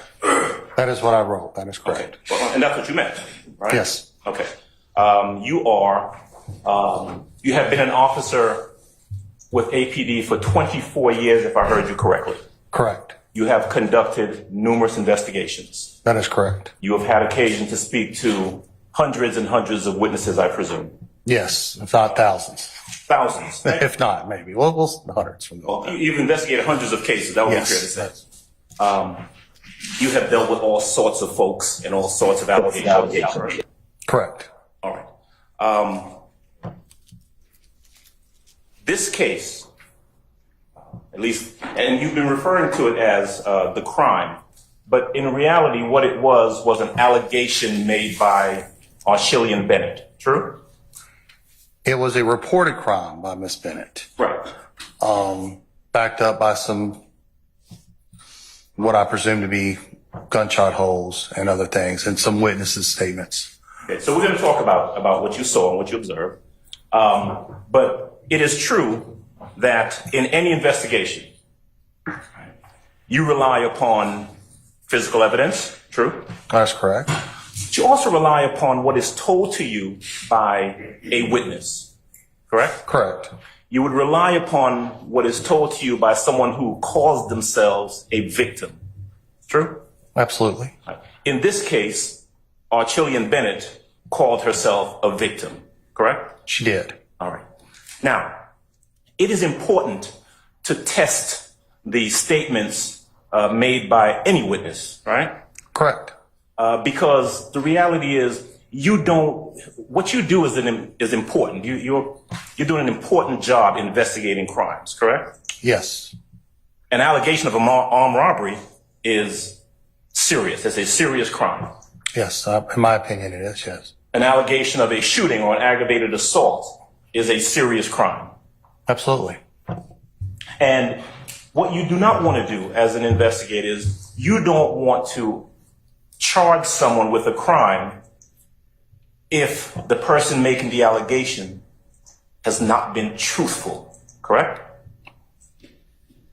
I don't want to charge a person with a crime if the evidence is not there. Right. That's always been my biggest fear, is to charge somebody who didn't do something. So I try to carefully weigh what I have, what's known to me, and make a judgment call based on probable cause. Right. And of course, one of the items of evidence that you rely upon in making that very important decision is what you consider to be the trustworthiness of a witness or a victim. True?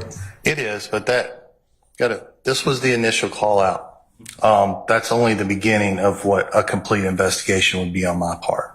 Understood. So getting to the teeth of stuff and the trustworthiness and the actual proving one way or another, in my mind, would be done later on in the investigation. If Miss Bennett and I would have connected again and had a formal interview recorded, documented, police station or somewhere. That never happened. That did not happen. You don't know why Miss Bennett didn't follow up with you. You don't know. I do not know. You don't know whether or not. I mean, because you're human, right? You're an investigator, but you're human. You don't know what Miss Bennett's motivation for saying the things she said were. No.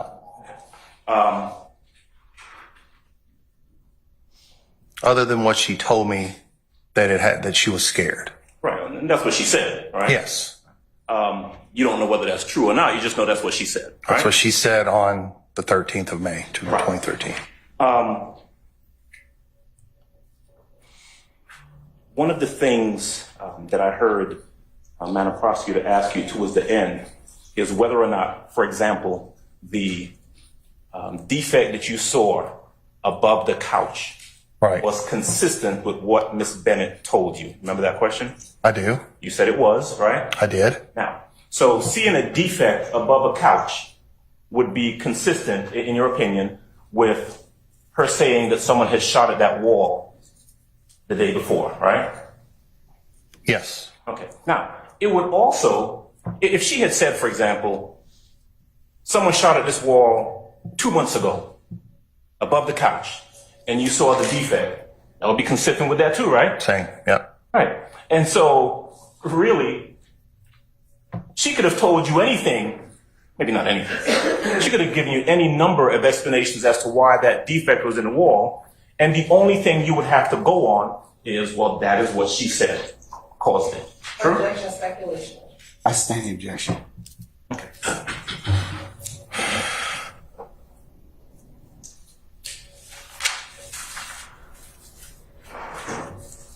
The objective of any investigation is to try and figure out what happened.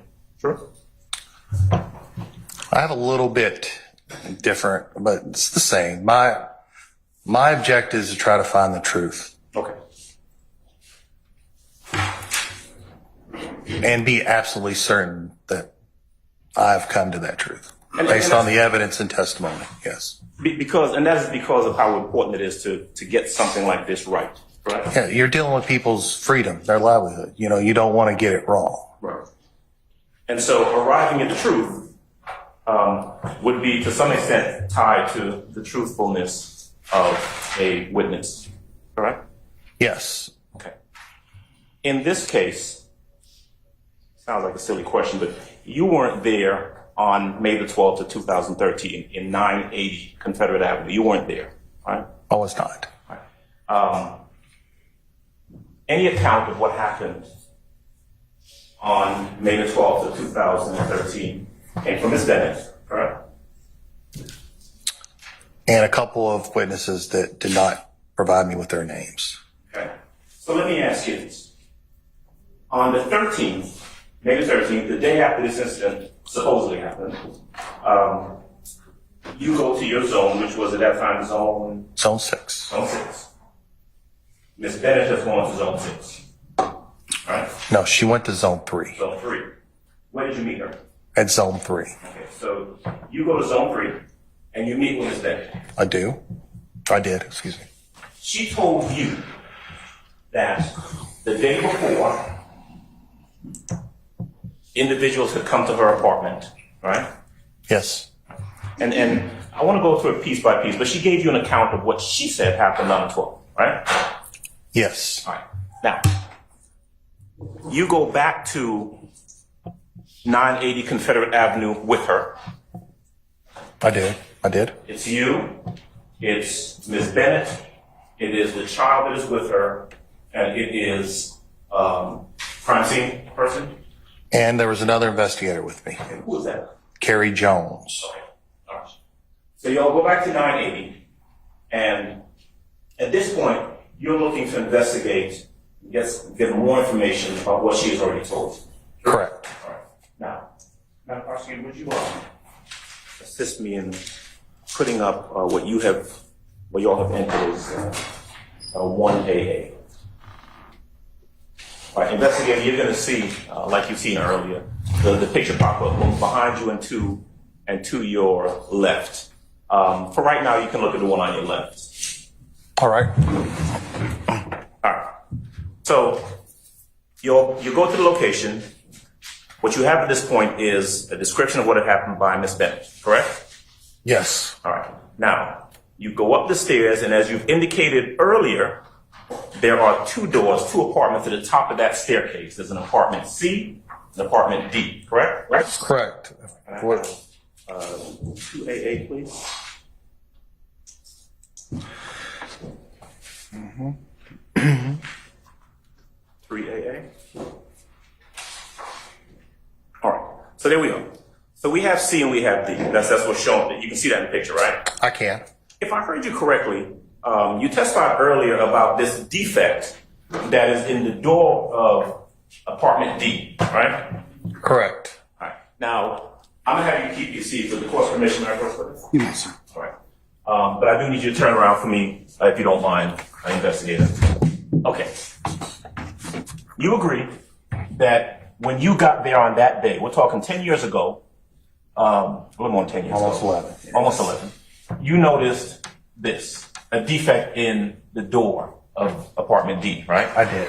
Now, you did not 10, almost 11 years ago, noticed the defect in apartment C, correct? I don't recall. Okay. I made no note of it in my official report and like the time frame, so I don't know if I noticed it and dismissed it, Okay. or if I didn't notice it. I don't know which one is the case there. Okay. But truth be told, I mean, at that time, I think you said you started APD 2001? 2001. Okay. So you have about 12 years in at that point. And as a seasoned investigator, if you'd noticed a defect in apartment C, after hearing an allegation about shots being fired at this apartment building, you probably would have made note of it in your report, wouldn't you? Most certainly. Your Honor, assuming that's not in evidence. I'll overrule the objection. Speculation. I'll overrule the objection. I should have, and I should have had crime scene take a close-up of it if I believed it was a gunshot defect. Okay. I should have knocked on the door of C to make sure nobody was in there hurt or injured. Okay. I don't recall doing any of that. So, Okay. And no knock on you. I'm just, really just asked you about the things that you actually saw on that day. right. And I'm doing the best. Okay. It's been a while. True. Can I have State's Exhibit 4AA, please? And then and that's the same defect on door number D, Just right? a little closer. Go 11, not number D. And let's do 5AA, please. And okay, let's do 6 then. All right, let's do 7. There we go. There we go. All right. Now, I want to ask you a question about this. Earlier when you testified, you identified this as what you saw on that day, right? Correct. This defect. Now, I wrote down, investigator, that you described it as a bullet hole. Is that correct? Bullet hole. Okay. Would you agree? Bullet defect. Bullet defect. Okay. Well, it was a defect, right? Right. Your opinion was that it appeared to have been caused by a bullet. It was. Right. Now, would you agree with me that this is not a bullet hole? In other words, there's nothing going through the door. I do agree. It does not seem like it made it all the way through, that it made contact with the door and didn't penetrate all the way through. Okay. Now, as you were there on that day, May 13, 2013, and as you see that defect, without knowing anything else, you don't know of your own personal knowledge when or how that defect got there. When or how? Yes. Um, Of your own personal knowledge. the when was provided to me by Ms. Bennett. The how was later substantiated when I looked on the inside of the door, and it made more apparent that appeared to be a gunshot defect. Right. So I want to make sure you understand the question I'm asking though, right? Okay. Of your own personal knowledge, right? Because at this point, you weren't there on the 12th, right? No. Okay. So you show up to this location, you're looking at the door. Imagine you hadn't heard anything from Miss Bennett, hadn't heard anything from anybody else. As you walk up to this door and you see this defect, you don't know how or when that got there. Objection, speculation. I stand the objection. Okay. Let's go to 8AA. That's the inside of the door, right? It is. All right. Let's go to 9AA, please. Should be a little bit closer. Okay. That's a close-up of the inside of the door. Am I correct? That is correct. All right. Now, you described what we're looking at here as a defect, right? That is correct. Would you agree with me that this does not appear to be a hole? In other words, it doesn't go through the door. No, it did not go through the door. Okay. Now, as you look closely, can you zoom in on that, please, Madam Prosecutor?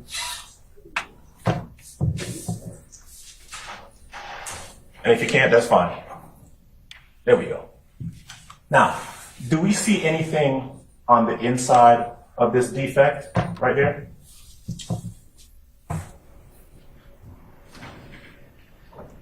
There is some kind of protrusion. Okay. Exactly what it is, I can't tell from that picture. Does it appear to be patched? A hole that's been patched? I'm not sure. Okay. And just to be clear, right, when you spoke to Miss Bennett, either at the station or at the apartment, she did not mention anything to you about patching any holes or fixing any defects, right? No. Okay. In fact, I'm gonna jump forward a little bit because we talked about shell casings. Now, when you talked to Miss Bennett, she didn't mention anything to you about picking up or moving any shell casings, right? She did not. She did not mention anything to you about cleaning up or sweeping up any glass or any mess that she said had been caused by the shooting at the apartment, right? She did not. Okay. And you did not find any shell casings inside of that apartment. I did not. You did not find any shell casings outside of the apartment. I did not. Okay. It wasn't just you. It was crime scene tech, Porter, I think her name is Porter now, and investigator Jones, all of whom were there. Nobody found any evidence of shell casings outside of the apartment that had supposedly been shot at on the morning of May 13th. True? My remembrance, no. And I should have, and if that would have been the case, I would have notated that in my report. Sure. I mean, 12 years in at that point, you have a report about a shooting, you're outside, you see some shell casings, you're gonna have crime scene pick them up. Absolutely. Okay. All right, so let's move forward a little bit because I want to ask you about, let's see, what number are we at? Let's do 9AA, please.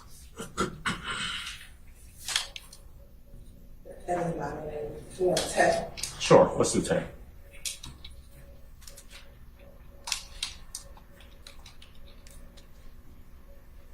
All right. Outside of the apartment, this is the window right to the right side of the door, correct? Correct. Okay. Now, what you know, let's do 11, please. What you know back on May 13th, as you're there at the location, is that this appears to be a defect in the window, correct? That is correct. Your opinion is that it looks like a bullet hole. That is my opinion, that it is a bullet hole. Okay. Now, it appeared to you, and please correct me if I'm wrong. I don't want to misstate you, right? I don't want these to be your words. It appears that as whatever it is went through that window, it made a hole, right? Yes, So the glass that would have been here is gone. True? it is gone. Okay. Can we go to 13AA, please? Okay. This is looking at the same window from inside the apartment, correct? It is. All right. Let's go to 14AA and 15AA. All right. So that's a close-up, right? It is. Now, you're the investigator. You're not the crime scene person, but you have a crime scene person there who's working at your direction, Correct. right? You would be the person telling the crime scene technician, either I want you to pay attention to this or photograph this or things to that effect, right? Generally, yes. Okay. Now, would you agree with me that there did not appear to be any shards of glass or any sort of glass underneath this bullet hole on this counter? Is that true? That is correct. Okay. Now, when a gun is fired, let me get you turned around. Yeah. I'll head back over this way. When a gun is fired, Here, let me grab that in case I gotta use it again. when a gun is fired and the bullet comes out, generally speaking, the bullet's going to go somewhere, right? Yeah, what's going somewhere? Correct. Right. Yeah. And in an enclosed space like an apartment, for example, if a bullet, let's say hypothetically, comes to a window, it's going to go somewhere in that apartment. Is that fair to assume? Yes. All right. Now, in this case, if we can move to exhibits, let's see, 17A perhaps. All right. 17A, right? If you can see right there to your left, that is a picture of the defect that we talked about previously above the couch, right? Yes. All right. 18AA. All right. That's a little closer view of that same defect, isn't that right? Yes. All right. Now, in your testimony earlier, you said that your opinion was that that appeared to be a bullet hole. I think that's what you said. Was I right about that? It was my opinion it was a bullet hole, and also Miss Bennett stated it was a bullet hole. Right. Okay, so now looking at that, did you, either you or the crime scene technician, have occasion to look at it closely to see if there was an actual bullet or projectile embedded in that defect above the couch? I don't remember. Right. If there was a bullet or a bullet fragment in that hole, right, it would have been evidence, true? If either I or the crime scene technician would have physically saw a bullet from our perspective, yes, that would have been removed from the wall and collected as evidence. But there was no bullet or bullet fragment in that defect? Not to my recollection. Okay. And again, we've talked about shell casing because Ms. Bennett's statement, let's call it that, was that defect above the couch came from DK supposedly shooting the gun into the wall, correct? Yes. Okay. And she said that it was her gun. It was a Kel-Tec something or the other, semi-automatic gun that she said shot into the wall, right? Correct. All right. So, notwithstanding her statement, we don't have any shell casing to corroborate that, correct? Correct. We don't have any bullet or bullet defect that was supposedly shot into the wall to corroborate that, right? We have the defect. We don't have a fragment of a bullet or a shell casing. Is that what you mean? Yeah. Yeah, we don't have the actual bullet. Right. So if there was a bullet that had been shot into the wall the day before, and she hadn't cleaned anything up or removed anything, where is the bullet? Hard to speculate. The round was a .223 round, which is a rifle caliber round, Okay. which is a very high velocity round. Okay. Shot into that wall, it could have went anywhere. Well, it would have gone into the wall, right? Into the wall, it may have hit a stud and stopped, it may have went all the way out. I'm not really sure what happened to it. But that defect isn't a hole where you can see something that goes through and continues on. It just appears to be an indentation of some sort in the wall, correct? I can't tell from this angle. The crime scene was there, right? They were. Okay. Now, I can't remember. Did we take another angle of this photo? okay, well, let's see. Like more straight on angle? Let's see what 19AA looks like. There we go. All right, so take a look at that. That appears. Can we zoom in any more on that? All right. 19AA. Can you see that? I do. Okay. You agree with me that that doesn't appear to be, like a better word, a hole? There's actually something that seems to be either plugging it or something, that wall? It could be, and I also have an opinion on what else it could be. What else could it be? If you go back to the previous picture, Let's see. 18? one more, one that shows the closet.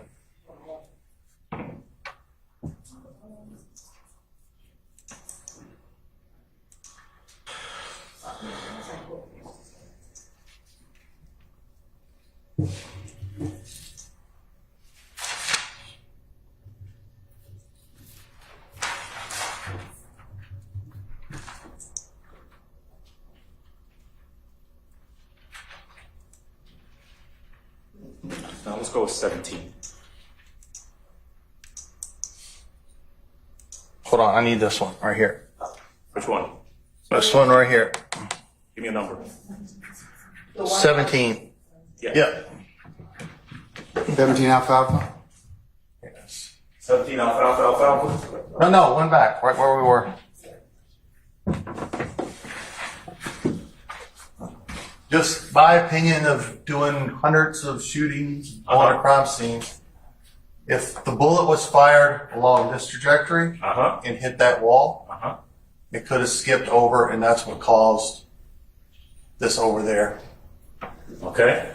So that's one theory of what could have happened. One right? theory. All right.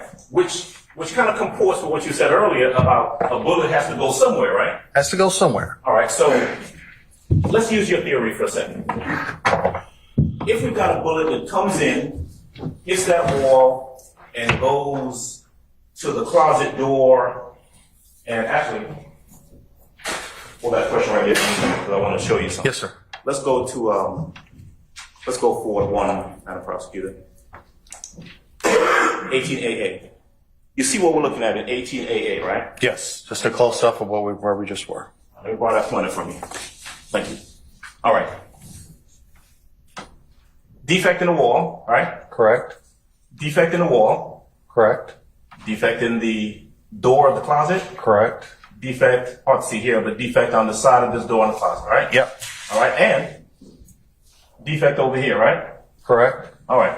So, is it your testimony then that one possible theory is that a bullet came through the window, hit the wall, hit this wall, hit this door, came around the corner and hit that door? Could have been the window or from inside. Just somebody standing on the side of the couch. Okay.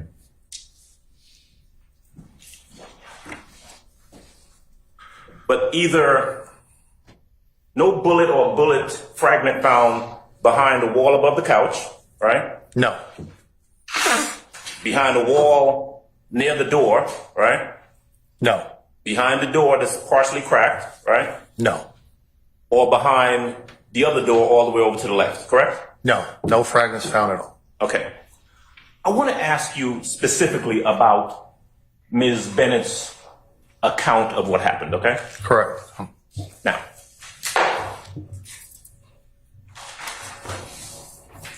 first of all, she says that this incident happened on Mother's Day, May the 12th, 2013, correct? Part of it. Okay. And then the morning of the 13th. Okay. There was no 911 call that came in on May 12th, 2013 regarding the incident that she says occurred, right? Not that I found. There was no 911 call that came in on the morning of May 13th, 2013, true? Not to my recollection. Okay. And according to her, there is this, talking about the 12th now, there's this shooting or shot being fired in her apartment somewhere around 1 o'clock in the afternoon of Mother's Day, May 12th, 2013. That was her account that the single shot was on Mother's Day on the 12th. Were you familiar with that, either that apartment complex or that specific apartment, 980 Confederate Avenue? I can't comment on the specific apartment, Okay. but I am familiar with the apartment complex. Okay. It's a big complex. It is. A lot of people live there.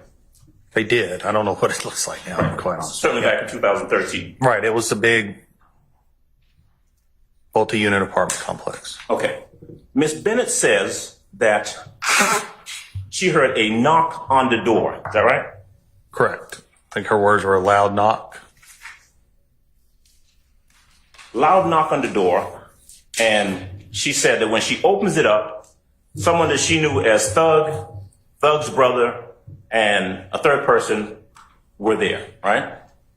Well, she said before she opened it, she looked outside and noticed it was Thug and Thug's brother. Okay. This is what she's telling you, right? What she's telling me. All right. At that initial letting in or interact or knowing who was outside, she did not make any mention of a third person. Okay. She says that at some point they're in the apartment with her, right? Right. Okay. She's about to go make a bottle for her baby. That's what she said. Go into the kitchen to make her baby a bottle. Correct. Right. Does she say why they were there? No. Okay. So, according to her, they're in the apartment, and she's, I guess, comfortable enough to kind of turn around and go get a bottle for the baby, according to her, right? That's what she told me. Yes. Okay. Now, you would come to find out that the father of her child, Micah Anderson, also lived there with her. Did you know that? No, I did not know that. Okay. Did she tell you that? She did not. You did come to find out that the father of her child was someone named Micah Anderson. You did find that out, though, right? She did tell me her child's father's name was Micah Anderson. Okay. Correct. She says that as she turns around and goes to get her baby a bottle, someone, I think she said, Thug's brother, put a gun to her head. Is that what she said? That's what she said. Silver 9mm gun to her head. And she said that they took, number one, her cell phone, right? One of her cell phones. Okay. She said she had more than one? Well, she had another one when I got there because Okay. that's the picture we took. Okay. So just to be clear, though, she didn't say they took one of my cell phones when she initially told you that. She said they took my cell phone, right? Let me refer and make sure she just said singular, not one of my cell phones. Yeah, it's important. So if you need to refresh your recollection, just go ahead and take a look at that, at your report.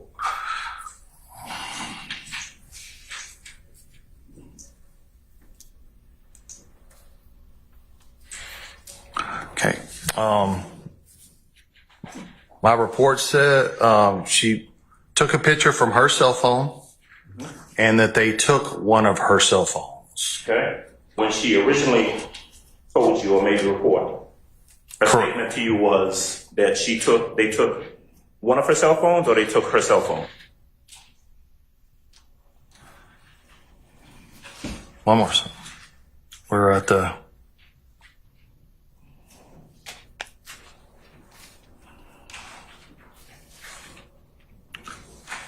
I just put victim's cell phone. So Okay. it wasn't specifically one of hers or the only. Okay? They took her cell phone. They took $4,000 in cash that she said she had there in the apartment, right? Correct. And then they took a separate $100 that she also had there in the apartment. Yes. You say where that $4,000 came from? No. Okay. When you got to the location, I want to jump back a little bit. Did she have a car that was there? I don't recall. Do you remember her either referencing or saying that she drove a Porsche? You remember that? Nothing about a Porsche. Okay. All right. So they also took, according to her Kel-Tec pistol, right? Correct. A Versace necklace, right? Correct. A baby book bag, correct? Correct. Some red headphones, correct? Red Dre headphones. Yes. Beats by Dre headphones? I don't know. I just put Dre. Dre headphones. Okay. Good enough. And some rental car keys. Is that right? That's correct. All right. Now,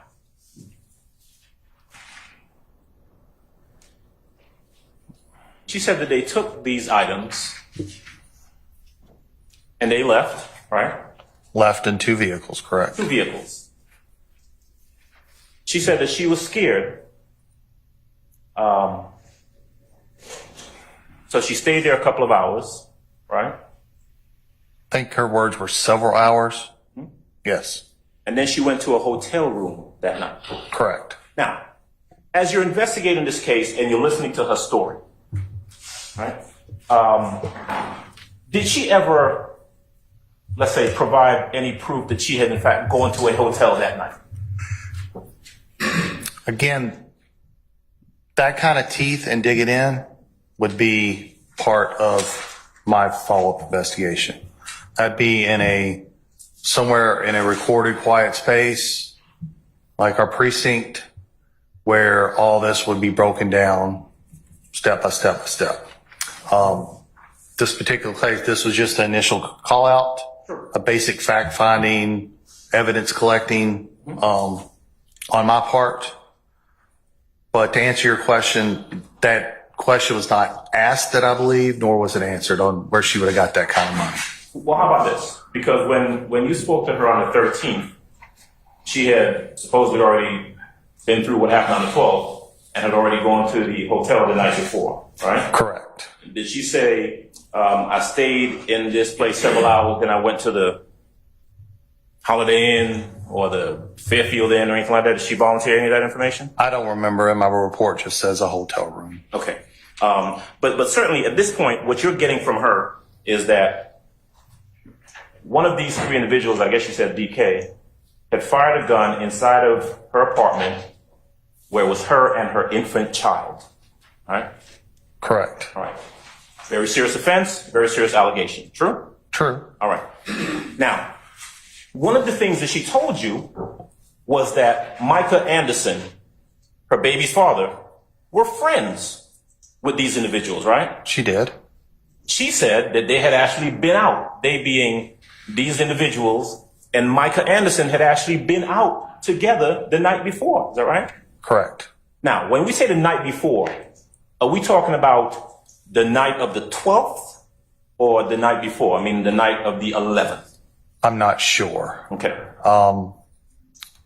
I think we're talking about the night before being Saturday night going into, because the incident occurred first on the 12th. So we're probably talking about the 11th, the night before. All right. Did you ever talk to, because now we're on the 13th, did you ever talk to Micah Anderson? I did not. Okay. Did it strike you as odd, as an investigator, all right, with a number of years of experience, that she would tell you that three individuals who were close or good friends with her baby's father, Mike Anderson, had come and robbed her and shot up the place near her baby, near Mike Anderson's baby, on the 12th? Did that strike you as seem kind of strange? Strange. Not strange. It seemed like stuff that needed to be followed up on with follow-up interviews. Okay. Speaking with her, speaking with Anderson, really getting into it. But I don't know if I'd say odd or strange. Well, you certainly know that on the 13th, when she came to the police department to report something that had happened on the 12th, she didn't come with Micah Anderson, right? No, and like I said, and it wasn't divulged what her relationship with is Michael Anderson. I didn't know if Michael Anderson stayed there, if they were in communication, if he had any any involvement with the child at that particular point time. I had none of that information. Okay. One of the things that she told you as you talked to her was that these individuals supposedly had her phone, right? Correct. And that did she say that they were calling her from her phone or that they were answering her phone? I think they were answering from her phone. Okay. Now, was there ever a point where you were able to corroborate that with any sort of phone records, phone logs, anything like that, to corroborate that these calls that she talked about were taking place? No, I did not. Right. And in fact, one of the things that she said was that they called her to apologize for robbing her. Correct. Okay. And yeah. I'm sorry, I didn't want to cut you off. They called her to apologize, but I didn't know whether they were using her stolen phone to do that or another phone. Did you, while you were there at the apartment, we're talking on the 13th now, did you ever attempt to call that phone that she said they were answering? I did not. Did she ever attempt or offer, say, hey, they've been answering my phone here, I can call it right now and you'll see they'll pick up? Did she ever offer to do that? I don't remember. Did she ever give you the phone number to that phone? She did. Okay. Did you ever do anything with it? Did you ever do any investigation surrounding that phone or? I did not.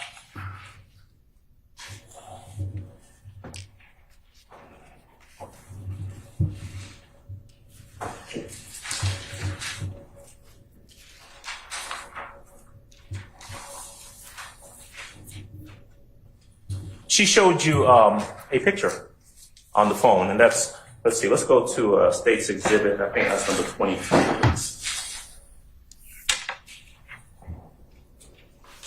State's Exhibit number 23 is a picture of Miss Bennett actually holding a phone, correct? Correct. And she is showing you a picture on the phone, is that right? That is correct. All right. Now, did she ever tell you what the circumstances were surrounding this picture that she had in her phone? No. Did she ever indicate whether there were any text messages sent from her phone or to her phone? Don't remember anything about text messages.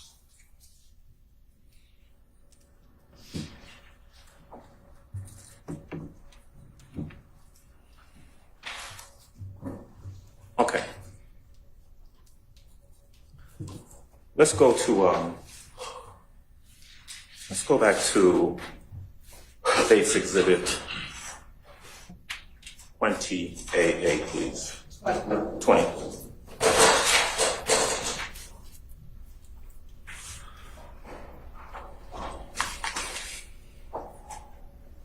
And while we're getting there, let me ask you, now, this phone call that she says she received from them, from the individuals that she said robbed her, apologizing for the robbery.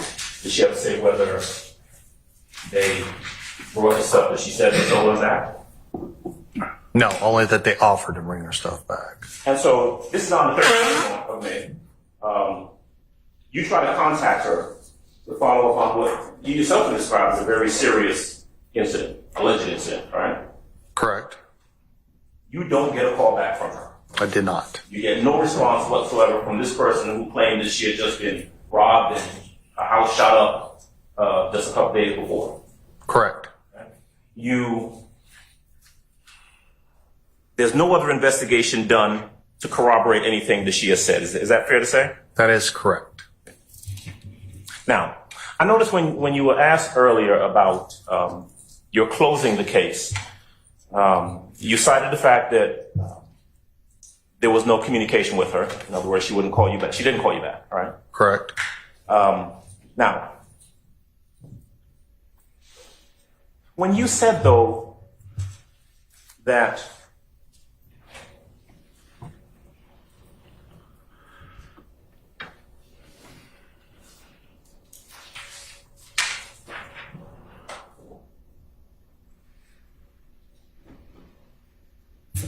you didn't think that she had been completely truthful with you, that wasn't in regards to whether she called you back or not, right?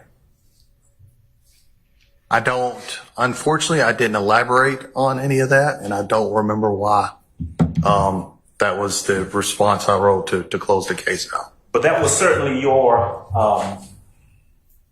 evaluation, your conclusion at that time back in 2013. It was. That you knew she wasn't calling you back, and your opinion was that she had not been completely truthful with you. That was my opinion in 2013, correct.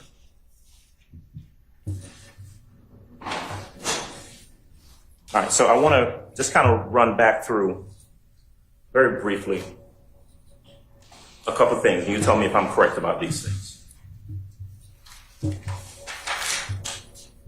Number one,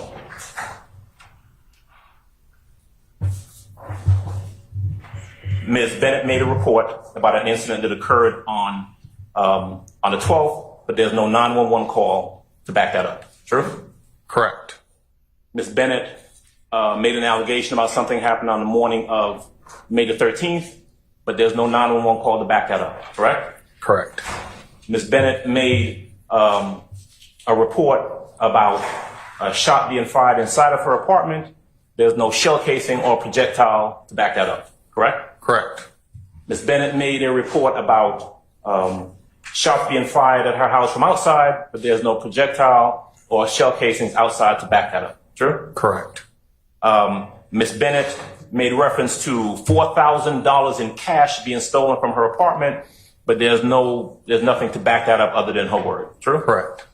Ms. Bennett made reference to keys to a rental car being taken, but you didn't receive a rental car receipt or anything like that to back up that she even had a rental car. True? I don't know if she had a rental car or not. My investigators did not. She made no utterance to me that she had a rental car there. And so, not really sure where the car was or if there was one. Okay. Ms. Bennett made reference to the fact that these individuals who she claimed came to her apartment and shot at her wall and stole items from her had been hanging out with her baby's father the night before, but she never bothered to bring the baby's father or give you his information to help substantiate any of that, did she? She gave me his name and his birthday. Okay. But he was not there during the time the report was taken, no. Okay. The truth is, you don't really have any personal knowledge of what really happened in that apartment on that day, do you? No. And it's fair to say that because you found her to be untruthful and she was not responsive. Objection, Your Honor, mischaracterization of the evidence. I stand the objection. Because of your determination about her and the fact that she was not responding to you after making these allegations, you closed the case and there was no further prosecution from anyone on this allegation that she had made. True? Like we mentioned before when we talked about the goal of investigation and finding the truth and all that. Yes, sir. And not wanting to deprive people of their freedom without being absolutely right. Without follow-up from her, which would have led me to further investigation, the cell phone records, checking the car, canvassing again for witnesses, stuff about the hotel room, all that stuff that takes hours of investigation time. Yes. That I would have had to set aside time to do that after the follow-up with her. Unfortunately, with APT, the caseload does not, if I give her my card, I give her my contact information at the scene. Call me, we got to follow up on this. I call her, leave a message. Days go by, nothing. Unfortunately, the nature of the beast, I have to move on. Right. So that's why it was closed. And so here we are in April of 2024, and you've not been provided with any more information than you had in May of 2013, right? No, Ms. Bennett has still not contacted me. Right. And you've not received any more documents or any more information or any more phone records or anything since 2013. That is correct. But yet here you are testifying on this case that you closed in 2013. True? I'm here, sir. One moment, please. Yes. That's all. Thank you. Thanks, sir. Thank you. Any further cross? Am I helping anybody else? Thank you. Any redirect?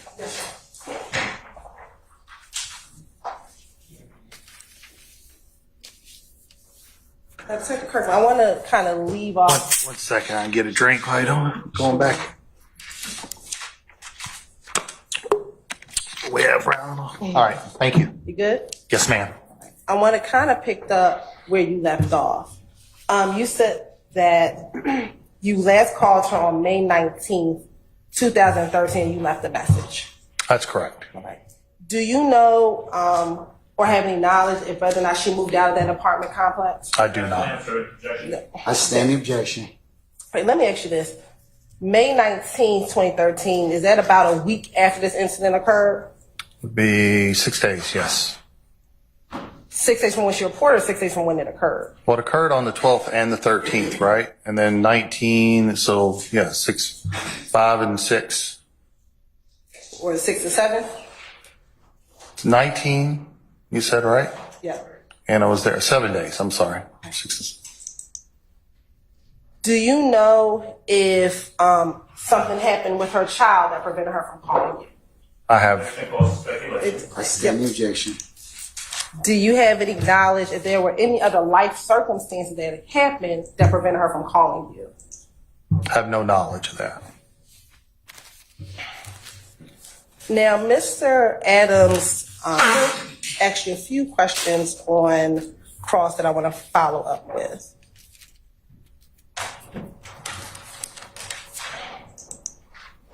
Now, Mr. Adams asked you whether or not there was, I think, any information about a building being shot up. Do you recall that line of questioning? Yes. Okay.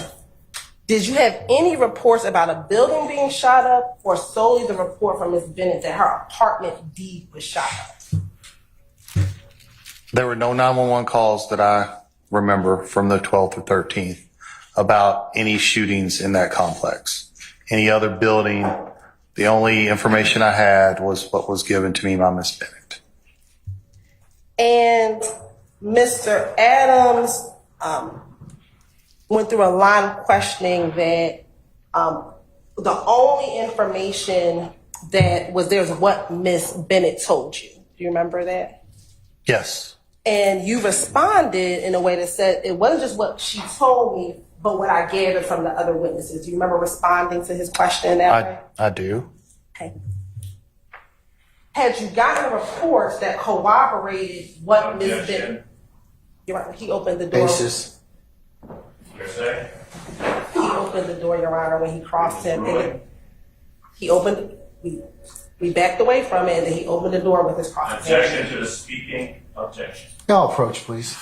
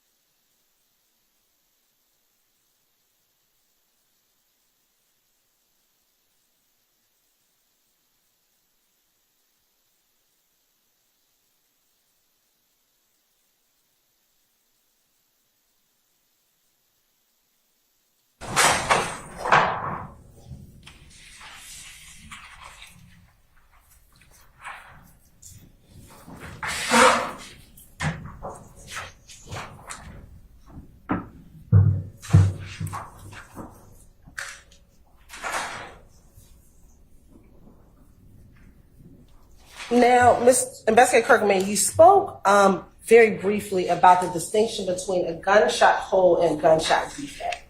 What is that distinction between a gunshot hole and a gunshot defect for you? Or for you, not a gunshot, a bullet hole and a bullet defect, I'm sorry. Well, a defect would be where the bullet doesn't totally penetrate and exit a structure, an item, a person. A defect would just be an indication made by a bullet.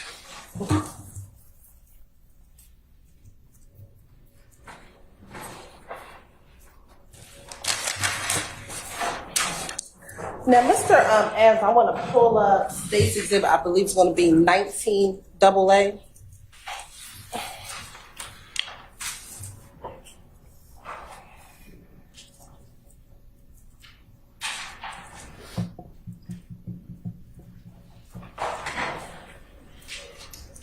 Okay, go back. I'm sorry. The picture of the window on the inside of your apartment. Right here. I'm looking at exhibit 16 AA as well as 17 AA. Mr. Adams asked about whether or not you saw any glass in this area of the window. Did that surprise you not finding any glass in that area?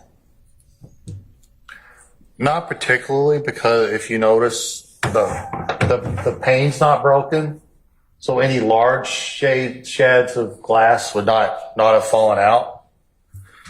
And I don't know, and just the bullet going through, the only glass that would have been dispelled is the actual hole that's cut out here where the bullet went through. And just the speed of the bullet could have dusted it, vaporized it, the glass, that little bit of glass. So it wasn't totally surprising that no glass was found under the window.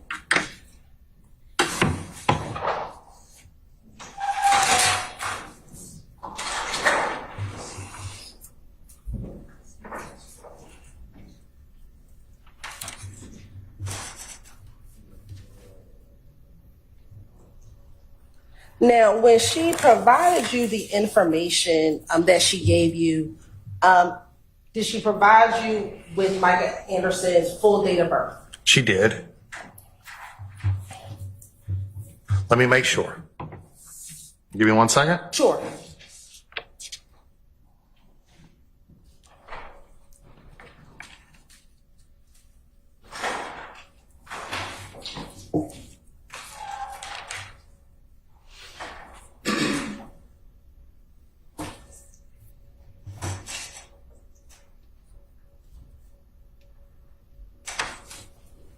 Yes, 8/10 of 1987 is what she provided me. And she gave you, did she ever try to make up a name for the person that she did not know and only identified as Thug's brother? No. Okay. And she told you about other relationships that these individuals had with her child's father. Was she able to provide that they were friends? Friends that they hung out the night before. Okay. Correct. And is this information that one would give if they were just trying to make up a story? Objection, false speculation. Standing here.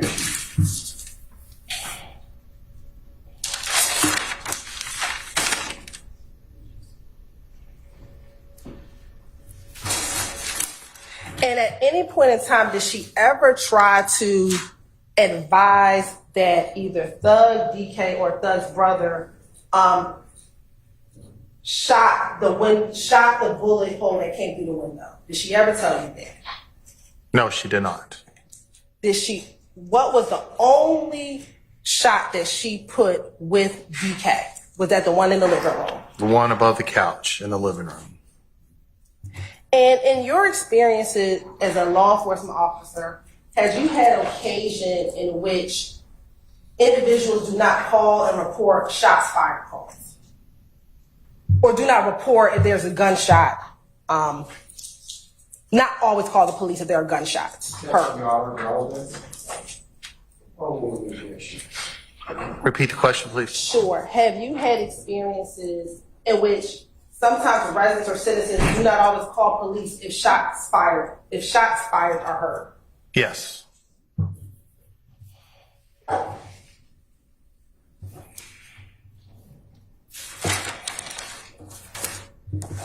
And again, with this case, you advised that you put it on the back burner because she did not call you back. Correct. And you do not know why she did not call you I back. do not know. Okay, court's indulgence.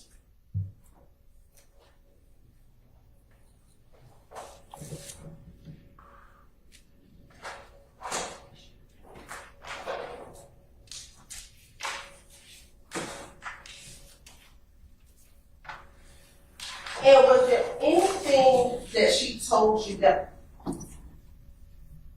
was not cooperating? Did you find a bullet hole when she said that there was a bullet hole in the house? So specifically about the bullet hole. Was that cooperating? Yes. I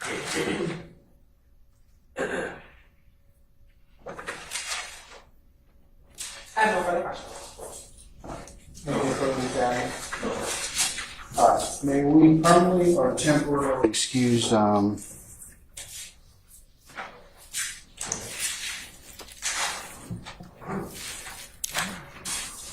Investigator Kirkman? All right, Investigator Kirkman, I'm going to permanently excuse you, witness. Thank you for your patience with us. You're free to go about your usual duties and avocation. Just don't discuss your testimony with anybody except the attorneys in this case, okay? Thank you, Your All Honor. right, thank you, sir. Thank you.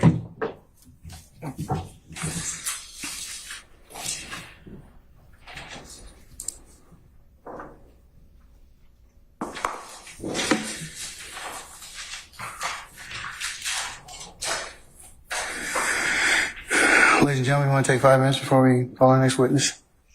Okay, all right. Is your next witness outside? Yes, Your Honor. Okay. All right, we're going to take 5 minutes, ladies and gentlemen. As soon as everybody's taking comfort, we'll come back in. All rise.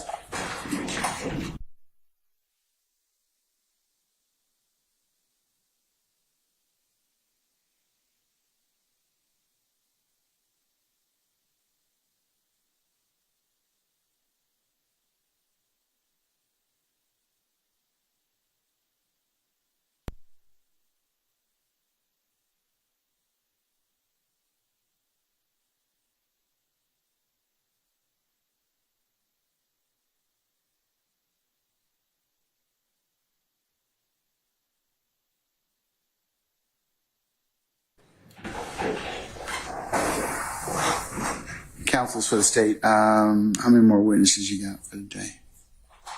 Judge, Your Honor, I think that'll be contingent upon the court schedule. We have 3 in the hallway. We were going to ask one of our witnesses, who will be our last witness for today, does have to go to work at 3. I believe we're speaking with Mr. Steele earlier today.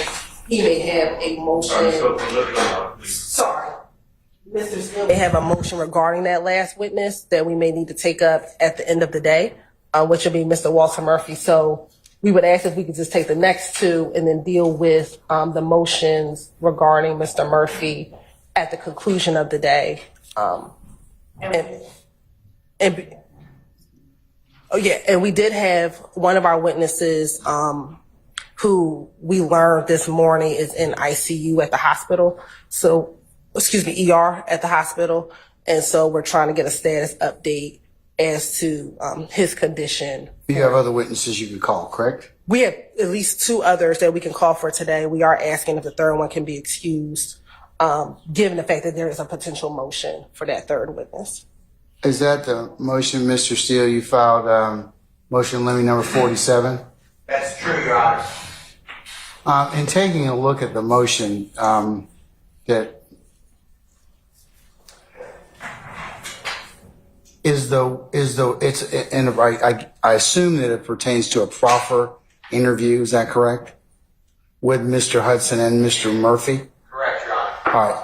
Is the state going to use anything that as part of, are you going to redact that particular interview in terms of what Mr. Hudson may be indicating or saying? Yes, Ron, it's the state's intention to not, if we have to play the proffer, to redact that, and then Mr. Steele and I can talk about particularly what portion of the video. Is it going to depend upon what Mr. Murphy testifies to? It is, very much so. I would just recommend that you have that in pocket so that before Mr. Murphy testifies, so it doesn't delay our proceedings. Oh, okay. All right. Is it okay if we release him or no? All right. Anything else about that, Mr. Steele? In terms of, I would agree that any statements of Mr. Hudson would be inadmissible, his attorney. That was all, sir. Thank you. All right. So state, if you're planning on using that proffer for impeachment or any other purpose, I would say you would need to redact Mr. Hudson's statements, his lawyer statements. So that's what I'll preliminary rule upon. Yes, Mr. Short. Your Honor, I wanted to identify another possible issue. I have not Have you filed a motion? I have not. It applies to everyone, and I'm just trying to bring it to the court's attention. It doesn't just affect me or my client. Okay, remember what I told you in my administrative order. This is what causes delay. Well, that's why I'm bringing it up now. So file a motion. Okay. All right. What is the issue? I'm going to invite you to file a motion because this is what happens. I understand. So what is the issue you want to raise to me? The DA that is conducting the proffer of Walter Murphy is a defense attorney that the jurors have already met in the course of this case during jury selection. Is Suri Chada Jimenez. That strikes me as unseemly and potentially problematic. I thought it was Mr. Hudson. No, Mr. Hudson's the defense attorney. Suri Chada Jimenez was the district attorney at the time conducting the proffer. That strikes me as problematic. I have not researched Then it. you need to research it, and we need to take it up if that's the case. But right now,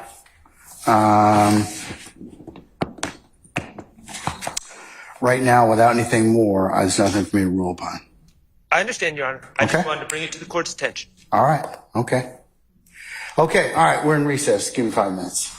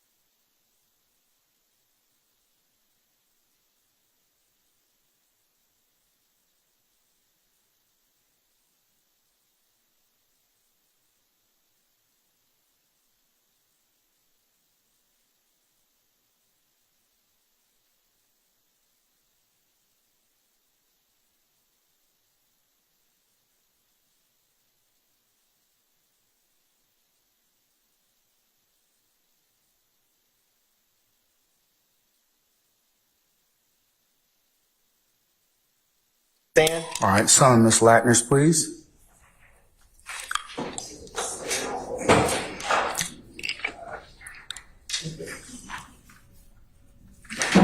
All right, Ms. Latner's, good afternoon, madam.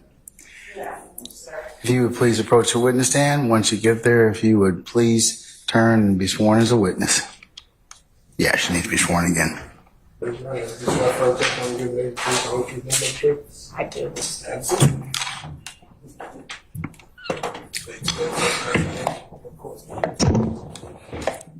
Sharon Latners, SharonLatners. Good afternoon, Ms. Latner. Welcome back.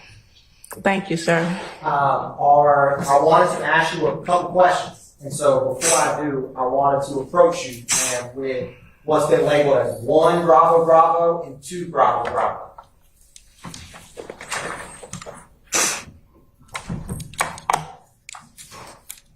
If you can, Ms. Latners, can you look over 1 and 2 Bravo Bravo and look up at me when you are ready?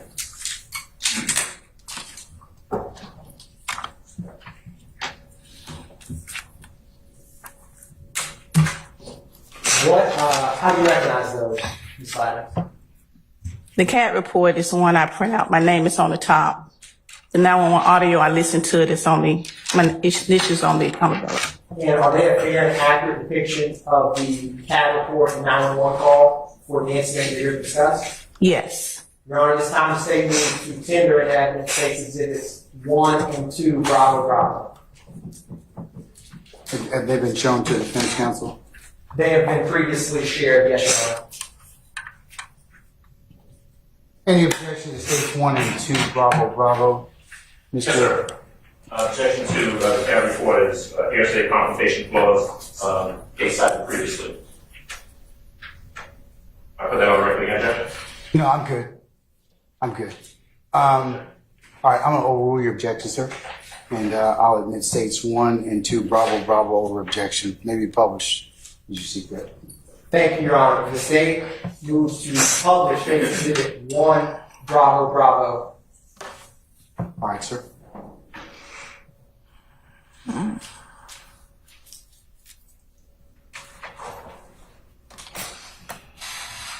Ms. Latners, is the CAT report and 911 call that we're here to discuss for the events on April 12, 2015? Yes.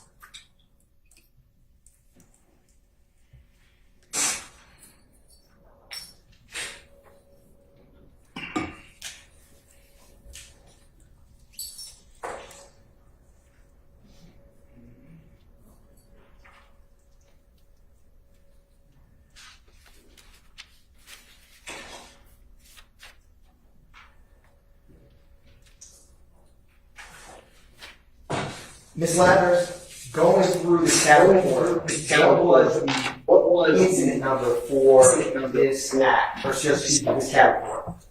151022458. What time, or let me start with this, what was the call type? Person shot. And what type of priority response does a person shot get within APD? Prior to 2, should be a prior to 2. What was the location for this person shot? It came in at 1987 Fremont Street, Southeast. Was that location ever changed? Yes, it was. What was that location changed to? 2110 Browns Mill Road, Southeast. What time was this call initiated? 9:47:56 p.m. hours. What time did officers first respond? Or I should say arrive on scene? 9:52:45 p.m. hours. And Ms. Latners, what zone and beat was this call in within the city of Atlanta? It's in zone 3, beat 310's beat. Now, have you seen before, Ms. Latners, where the location on an incident is changed? Yes. What could be some circumstances for that? Caller can provide the location they're at, and once the officer get him out investigating, he find out the incident happened at a different location. Now, Ms. Landers, I want to talk about some of the incident remarks under unit times on page 1. Do you see that first line where it says DS at 9:48 p.m.? Yes. Can you explain what that means to the jury? DS mean dispatch. And is that the address that they were dispatched to? It was dispatched in 1987 Fremont Street Southeast. Now, immediately beneath that, it has BU. What does that code stand for? BU is backup. And then immediately beneath that on the third line, it has EN. En route. And so those first 3 lines are units. Are they en route to 1987 Fremont Street? Yes. Now, I want to turn your attention, Ms. Ladner, to page 2, line 6, where it says CT, and then it has the numbers 50. What does that mean? You said page 2, line 6? Yes, ma'am. At Call. 1 p.m. You said CT? Well, the call type was C, and then it says 10:01:02 p.m., and then at the far right it says CT 50. Call type equal 50, that's our signal for Atlanta Police 50. Plain talk is person shot. Now, Ms. Landers, I'm going to ask you a couple of questions about moving further along. If you see at 10:23 p.m., it has the APD code of LC, Location change. and at 10:23:23, what was the location changed to? It shows Browns Mill and Harper Road. Would that be an intersection? Yes, sir. Now, immediately beneath that, do you see that second LC, Ms. Landers? At 10:36 p.m.? 10:36:38. Yes, ma'am. What happened at that, what does that mean afterwards where it says EN Grady? Grady's en route to Grady Hospital. And if you move Ms. Landers a little further down where it has Unit 21 LC at 10:51 p.m., can you explain for the jury what that indicates? And what line are you on? It is, Unit 21. yes, ma'am. Unit 21 is one of the head commanders for that zone.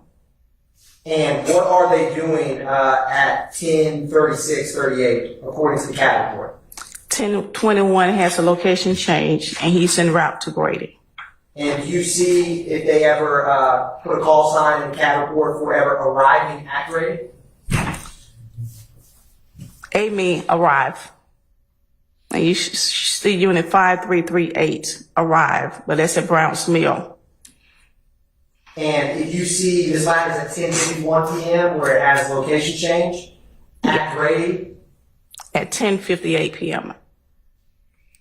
Now, Ms. Landers, I want to talk a little bit about the CAD narrative for this call. At the bottom of page 2, can you explain for the jury, it starts at 9:47 p.m. Can you talk through what this indicates in the CAD report? The 911 received a call from a person advised at 1987 Fremont Street Southeast, a person been shot.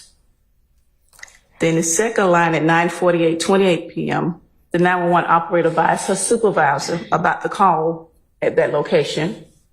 And she also notified Grady a person been shot. Then the next line at 9:48:28, the dispatch advised as the supervisor of that zone, 3396 and 3395, do they copy the call at that location a person been shot? And Ms. Ladders, does 3396 and 3395 have any significance to you in terms of those unit numbers? Are they supervisors, patrol officers? What do those unit numbers indicate? They are the supervisor. They are the sergeant of the zone. And does it follow up and say 26-year-old patient after those sergeants were notified? Correct. The units out in the zone advise dispatcher that a person out of that zone, a 26-year-old male patient, has alert conscious and breathing, but he has been shot. Now, Ms. Ladders, turning to page 3, I want to ask you a couple questions. What does the call code DQ mean? DQ is when the unit do a driver search on his MDT for a person. And what kind of information can come back from that? You can get if a person want it. And what, within the call signs that APD uses, what is QW? It's not APD, it's GCIC use QW. And what does that mean? Wanted person.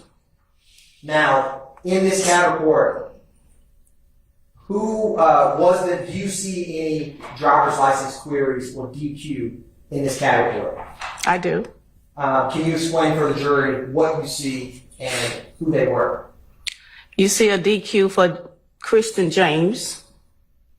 You want me to do the date of birth or just the person name? What year was Christian James born? 1997. Is there a second query that you see? Terrence Moody, What year were they born? 1998. And do you see a third query of a driver's license search? And you see one for Davis Cornels, And what year were they born? 1993.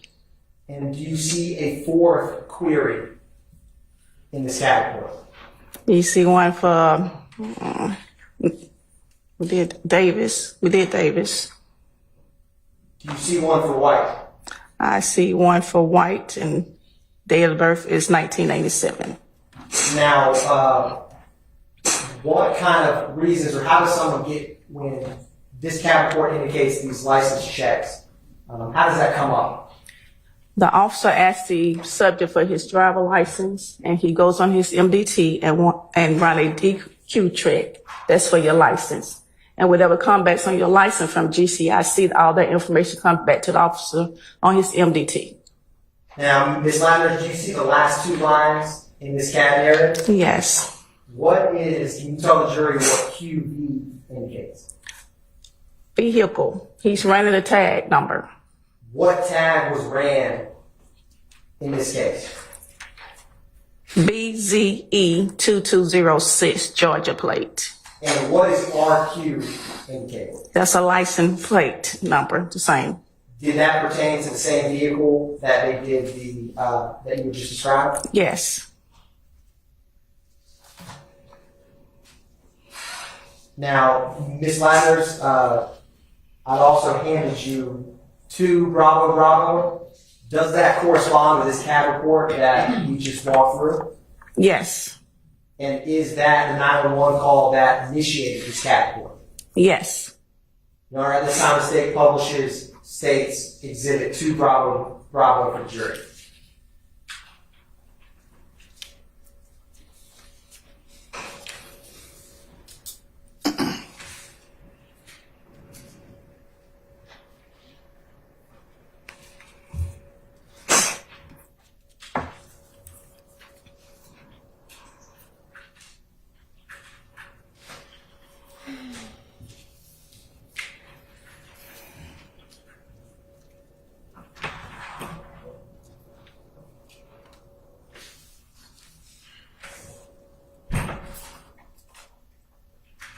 You can publish it. Yes, sir. I'm just going to, it should be ready now. Thank you. That's an I-1 operator 6180. What's the address of your emergency? Yo, 3300 AC emergency. What's the address? Hey, Neil, what's the address? Neil, what's the address? 1987 Fremont. 1987 Fremont. 1987 Fremont. Somebody shot. Okay, hold on for the ambulance, sir. Don't hang up, okay? Yeah, hurry up.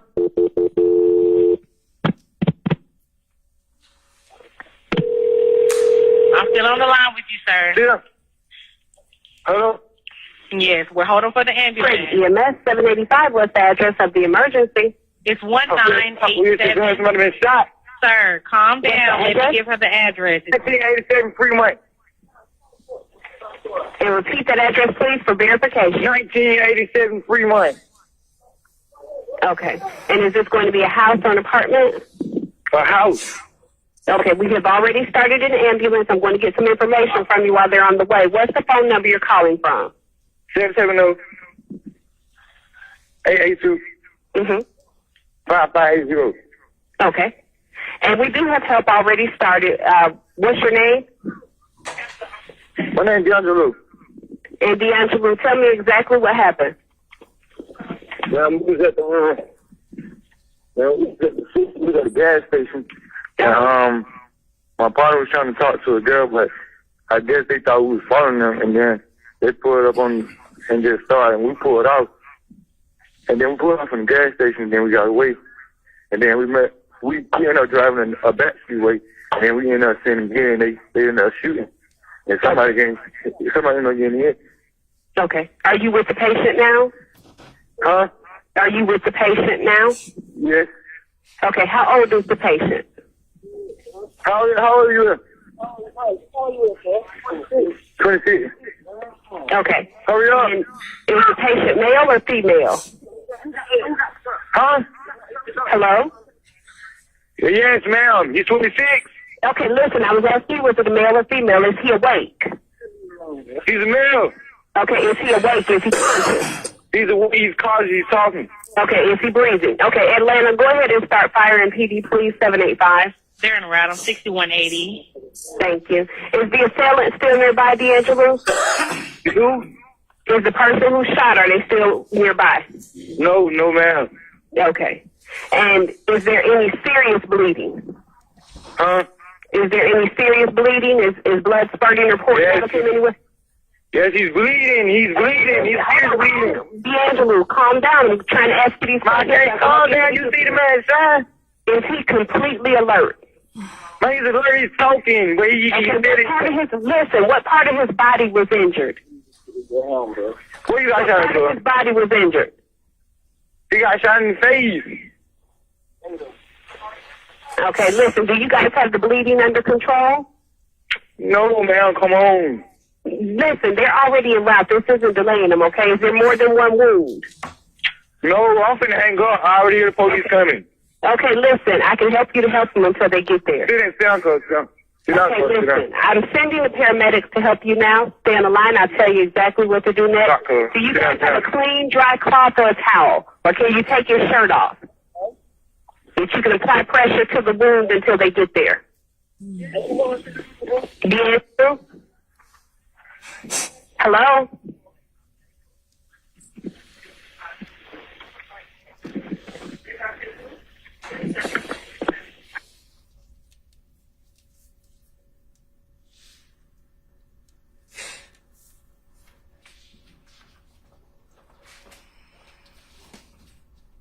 Ms. Landers, when we had talked about the license plates that are not license plates, but the driver's license queries that the officers did, if you turn to page 3 on this CAD report, do you see any query for someone with the first name D'Angelo?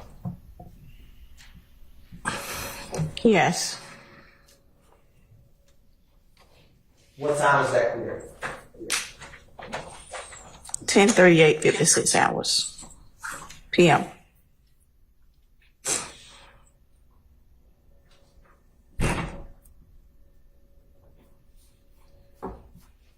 Thank you, Ms. Landers. Cross. No questions. Anybody else? All right, may Ms. Latners be permanently or temporarily excused as a witness? Temporarily, Your Honor. See, Ms. Ladders? Don't be looking at me that way, all right? All right. Madam, good to see you again. I'm going to temporarily excuse your witness. We'll call you when we need you again, okay? Thank you very much. Don't discuss your testimony with anybody except the attorneys in this case. All right, call your next witness, please. Yes, Your Honor. The state calls D'Angelo White to the stand. All right, summon Mr. White, please.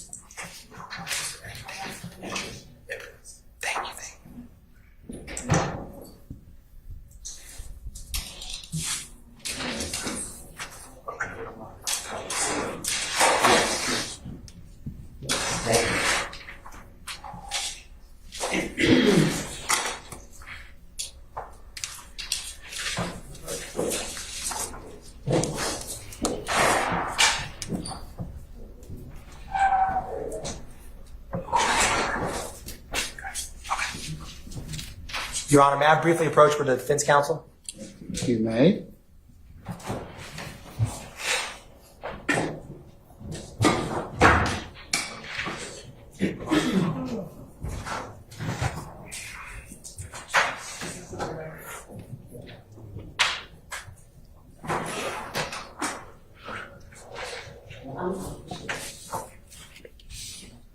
Yes.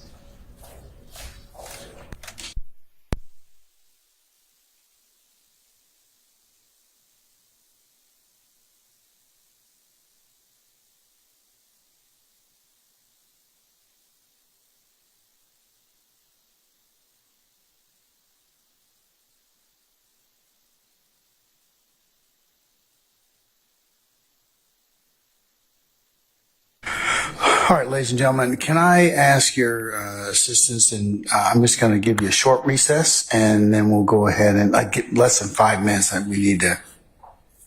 Court needs to take up just a brief matter, and then we'll bring you right back in. Okay? So don't get comfortable. All right. All rise.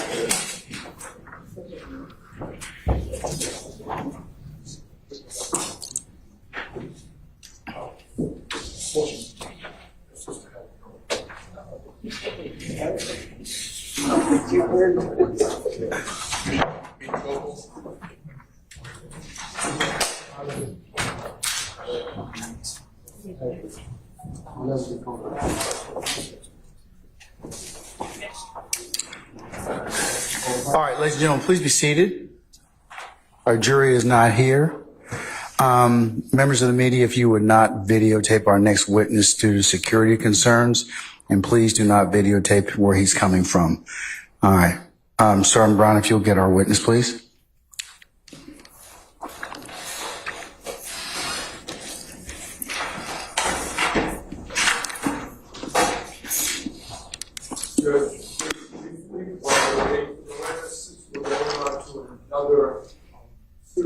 Another event. You know, I'm going to renew my motion for summons and ask for the modified instructions with regard to this. Okay, so noted. Still denied, but no harm in asking. All right.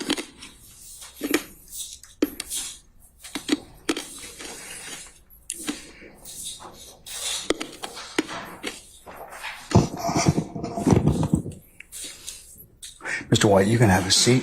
When the jury comes out, I'm going to ask you to stand, okay? And then we're going to swear you in as a witness, all right? Okay. All right. Summon our jurors, please.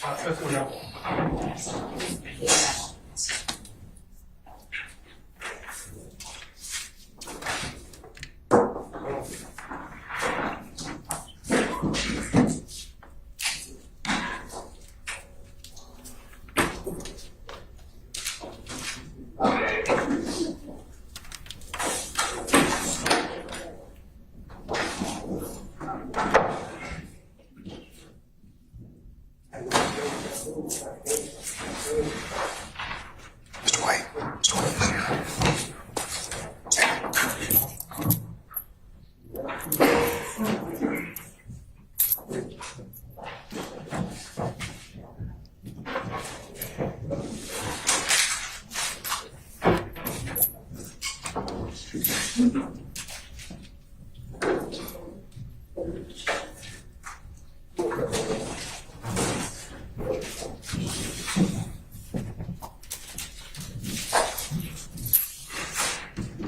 All right, ladies and gentlemen, please be seated.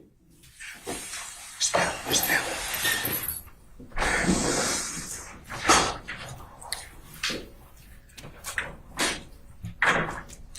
All right, Mr. Atkins, call your next witness, please. Yes, Your Honor. The state calls Mr. D'Angelo White. All right, Mr. White, can you please take the oath from Sergeant Ingram, please? Okay. You swear firm testimony you give today the truth, the whole truth, nothing but the truth? Yes. Yes. All right, Mr. White, do me a favor. Pull your chair up as close as you can to the microphone and speak directly into it so we can all hear you, okay? Yes. Thank you, sir. State spell your name. I'll do the next. Of course, okay. DEANGELO WHITE. Good afternoon, sir. Can you tell the jury where you grew up? Cleveland Avenue. Is that Cleveland Avenue here in Atlanta? Yes, sir. What part of Cleveland Avenue did you grow up in? Like what street? Over Hateville Road. How close when you grew up were you to the, are you familiar with the Point Laundry on Old Hayville? Yes, sir. Were you near or relatively close by to that location growing up? Yes, sir. Now, growing up, did you have any siblings or family members that lived with you? No, sir. Did you ever, I'll put it this way, did you ever get to know, or are you familiar with that area and part of the land? Yes, sir. Did you ever spend any time in any other areas in Atlanta? Any other neighborhoods? Yes, sir. What other parts of Atlanta did you spend time in? Four Seasons, Lakewood, Canterville. I'll start with Four Seasons. Where's Four Seasons in relation to the Cleveland Avenue area in Atlanta? What you mean? Is it close by? Is it far away? Like 5-10 minute drive. What about Lakewood? 5 minutes. And what about Mechanicsville? 5-10 minutes. And would people, or I'll put it this way, with the schools you went to, were any of those neighborhoods, did you get to know people who grew up in those neighborhoods and went to school with you? Yeah. Do all of those neighborhoods feed to the same type, middle schools, high schools, stuff like that? Or are they different? Different. Okay. Now, growing up, were you closer, did you spend more time with people that grew up in Cleveland or people that grew up in either Four Seasons, Lakewood, or Mechanicsville? Cleveland. Okay. Now, who did you know in the Lakewood area? Did you have any family or relatives that grew up in Lakewood? I had an auntie. Did you ever become familiar with people who grew up in Lakewood in terms of like friends growing up? No, not really.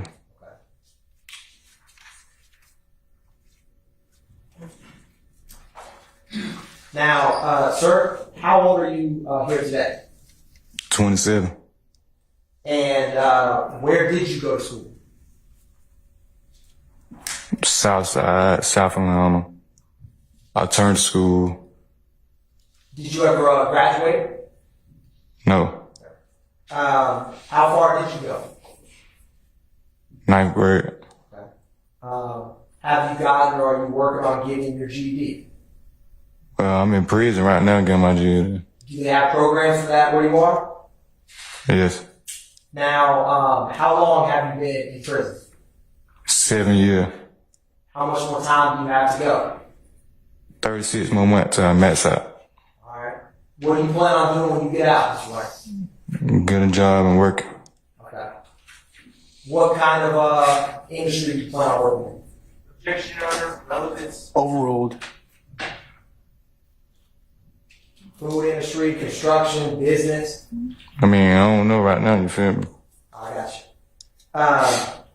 Let me ask you this: for what was it like? What case was it, or how did you end up in prison?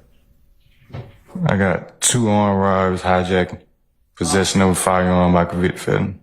What year was it that did you plead to those? Yes, sir. What county was it? Fort County. Okay. Do you have any other felonies besides what you just mentioned within the last 10 years? Yes, sir. What are Theft by receiving stolen auto, entering vehicle. they? And do you have anything else other than that? Or what county was the theft by receiving and entering out? Fulton, Clayton. Okay.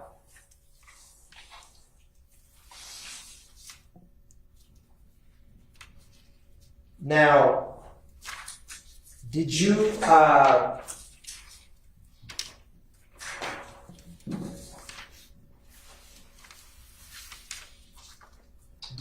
have a friend or ever know anyone that went by the name who? I don't even know him. Okay. Did you ever have a friend or know anyone who went by the name Neil? I don't know him neither. Did you ever know or be friends with someone who went by the name Terrion? I don't know him neither. Did you ever know or were friends with someone who went by the name Crucial? I don't even know them. Now, did you, let me put it this way, sir. Did you choose to be here today? Nah, I don't even know why I'm here. This not my case. I don't know what's going on, you feel me? I don't even supposed to be here. I'm serving my own time. Do you want to be here? No, for what? Is people who are, or I'll put it this way, how is it, or is there any impact in being here today, considering where you being in prison? Objection. Vague. I sustain the objection. You can rephrase. How is people being forced to testify, produced to testify in prison views, favorably or is it negative? Only, for one, when you came and told me, when you see me down the road, I told you I would testify on what? This not my case. This don't have nothing to do with me, period. Did, was that when me, the investigator, when he met you?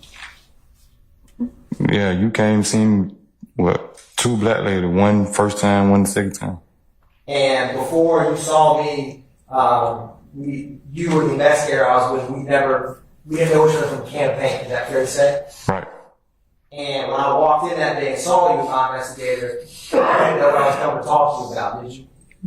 For sure, I didn't. Did we talk about that? Did we discuss, the investigator and I, some questions about something that happened to a friend of yours back on April 12, 2015? It's not my friend. I don't even know him. I'm telling you, I don't know him. Is he the cousin of a friend of yours? No. Do you remember looking at any photographs from a shooting from April 12, 2015? Yeah, that you put in my face, that you showed me. Did you recognize any of those photographs that we looked through? A couple, but man, I don't know them like that. Now, Mr. White, I'm going to approach with what's been marked as State's Exhibit 72 Bravo Bravo. This is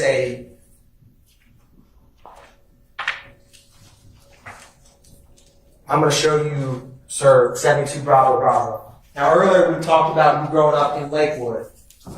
Do you recognize any streets or areas on that map?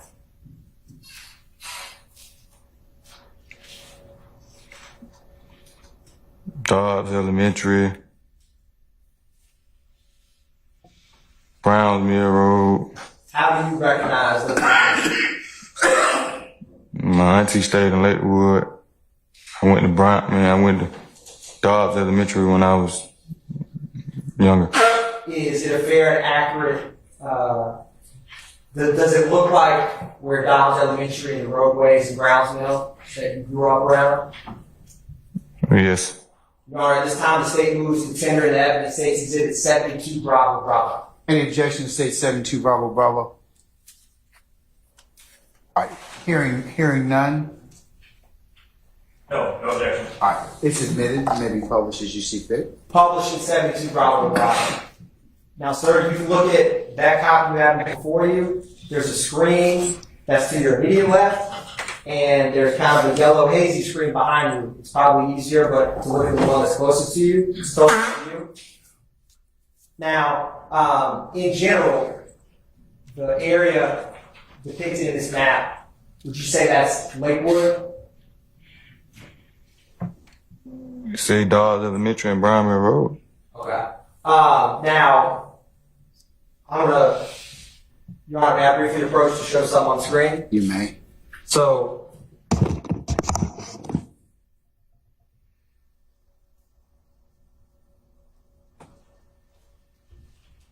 this is how, could you show the jury where Dobbs Elementary School that you went to when you were, that you attended as a child on that map? It said on the screen. Would you mind circling it?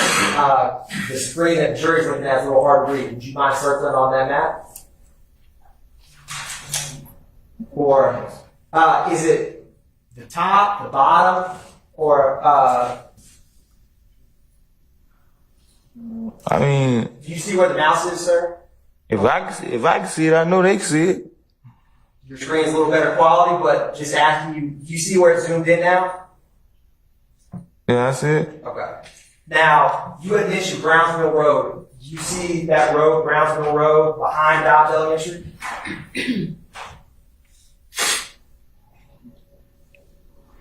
To my Maryland Drive.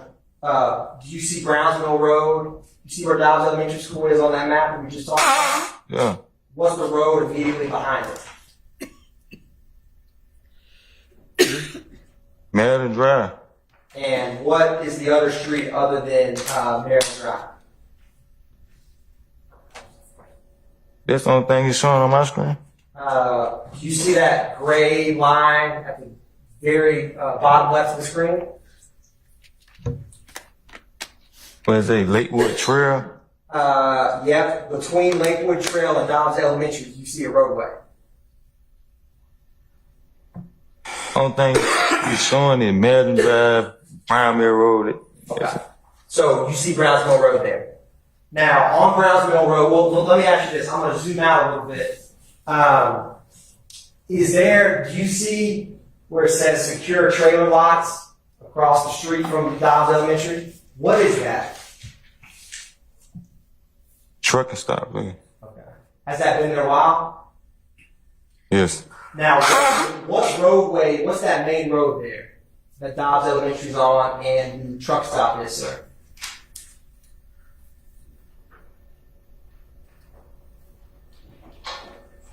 Say Harper Road.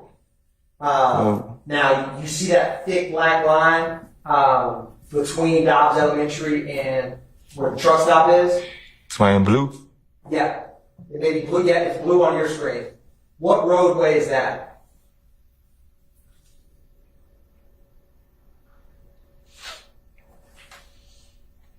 At the top of it, like I say, Sitgo. Do you know where that Sitco is on Brownsville? Yes. What's the other road other than Brownsville that kind of crosses where that Sitco is?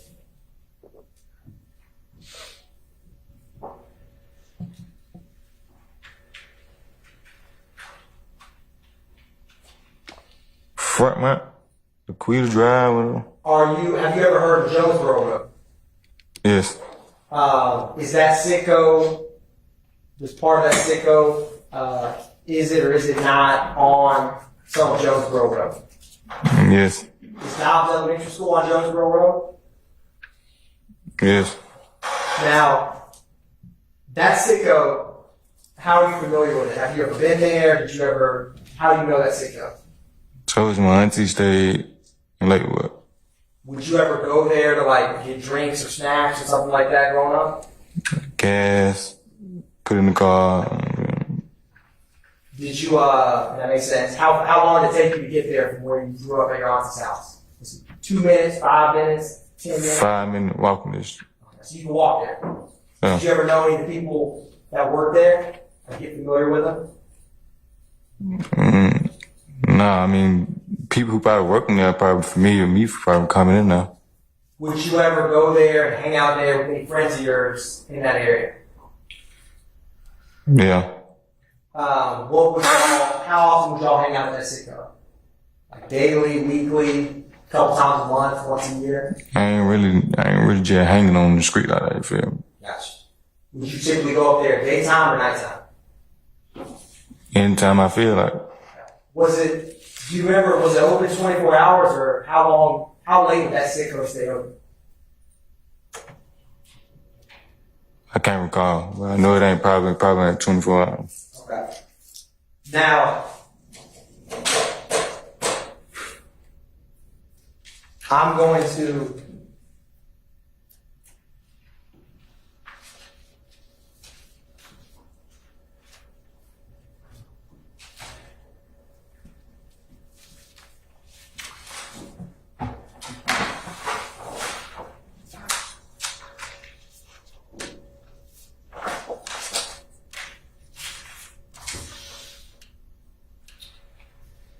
Your Honor, I'm showing the defense counsel what's marked as 54 Bravo Bravo.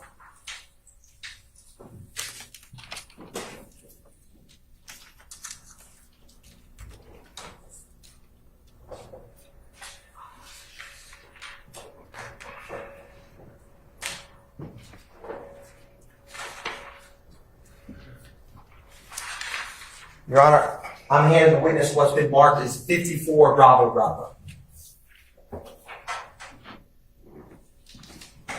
Ms. White, do you recognize 54 Bravo Bravo? That's Sitgo on Jonesboro Road. Is it a fair and accurate depiction of the Sitco that we were just talking about? Yes. Your Honor, at this time, the state moves to publish State's Exhibit 54 Bravo Bravo into evidence. Well, first you got to get it admitted. So, any objection to States 54 Bravo Bravo? All right, States 54 Bravo Bravo is admitted and may now be published as you see fit. Thank you, Your Honor.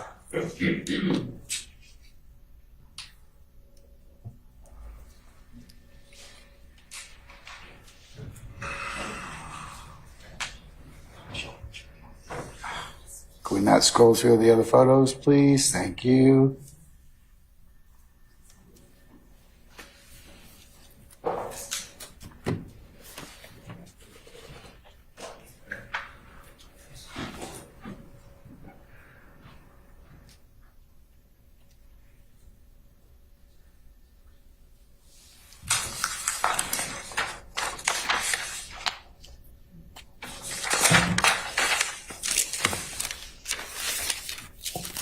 Your Honor, publishing State's Exhibit 54 Bravo Bravo.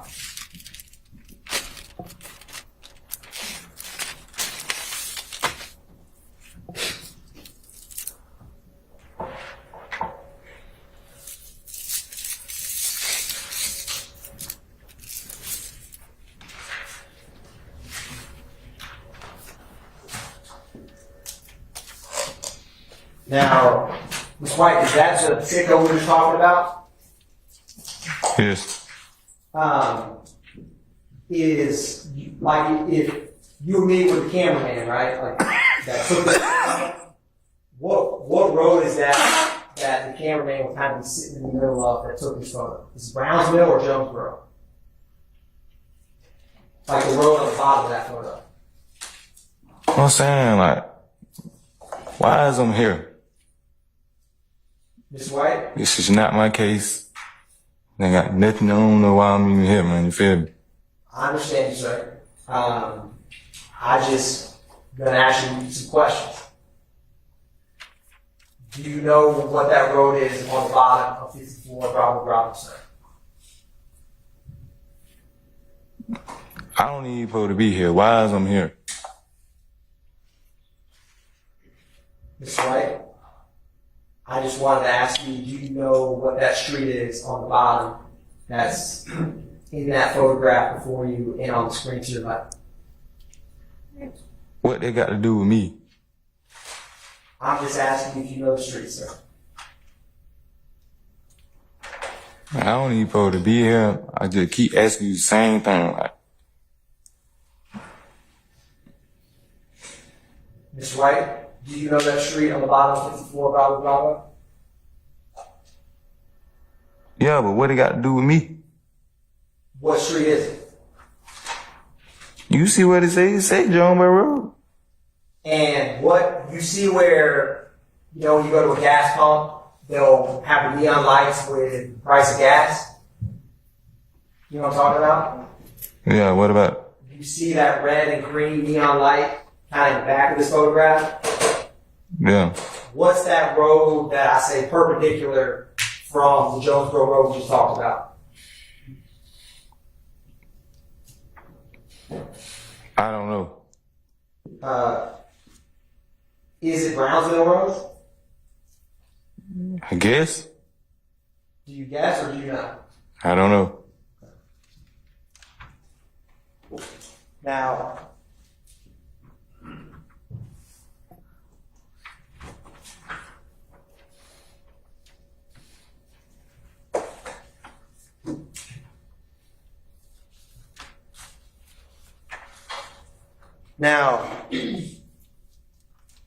I'm going to show you a couple things, right? Well, before I do that,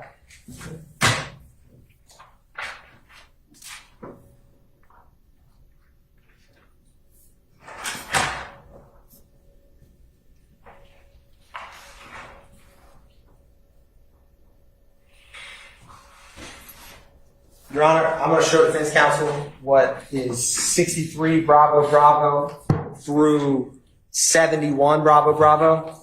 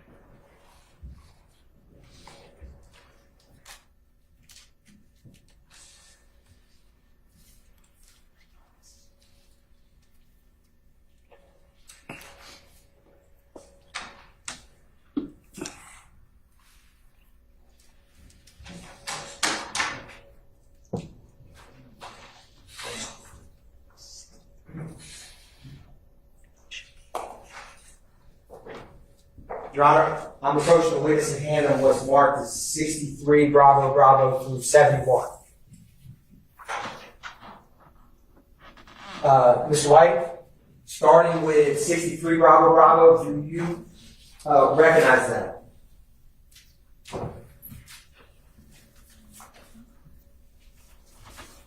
Look like it's a Jonesboro Road. Do Do you see that Sitco, or are you familiar with what's depicted in that? From growing up in the neighborhood. Keep asking me the same question. And just asking you, are you familiar with that? Where you grew up, this way? Yeah, it's a Sitco. Is it a fair and accurate depiction of how that Sitco Jonesboro Road area looked when you were growing up? If it's still the same, I've been gone 7 years. It's still the same. Was it before, was 2015 before you went to prison? If it looked like that, Your Honor, this time the state moves to tender that at 63 Bravo Bravo. Any objection to say 63 Bravo Bravo? Any counsels? No, Your Honor. All right, hearing none. 63 Bravo Bravo is admitted, may be published as you see fit. Thank you, Your Honor. Publishing 63 Bravo Bravo.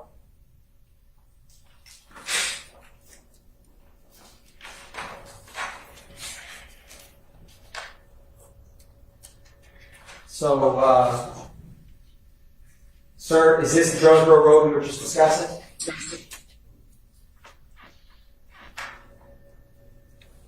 yeah, And is that the Sitco we were just talking about on the right in that photograph?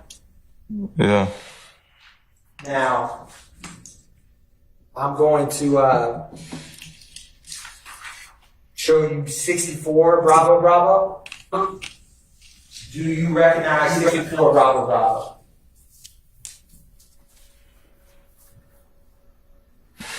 Why is I'm here, man? Mr. White, I'm just asking you if you recognize 64 Bravo Bravo. I don't pose to be here.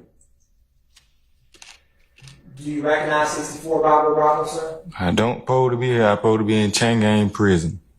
I don't even know why I'm here. This ain't got nothing to do with me. I don't even know why I'm here.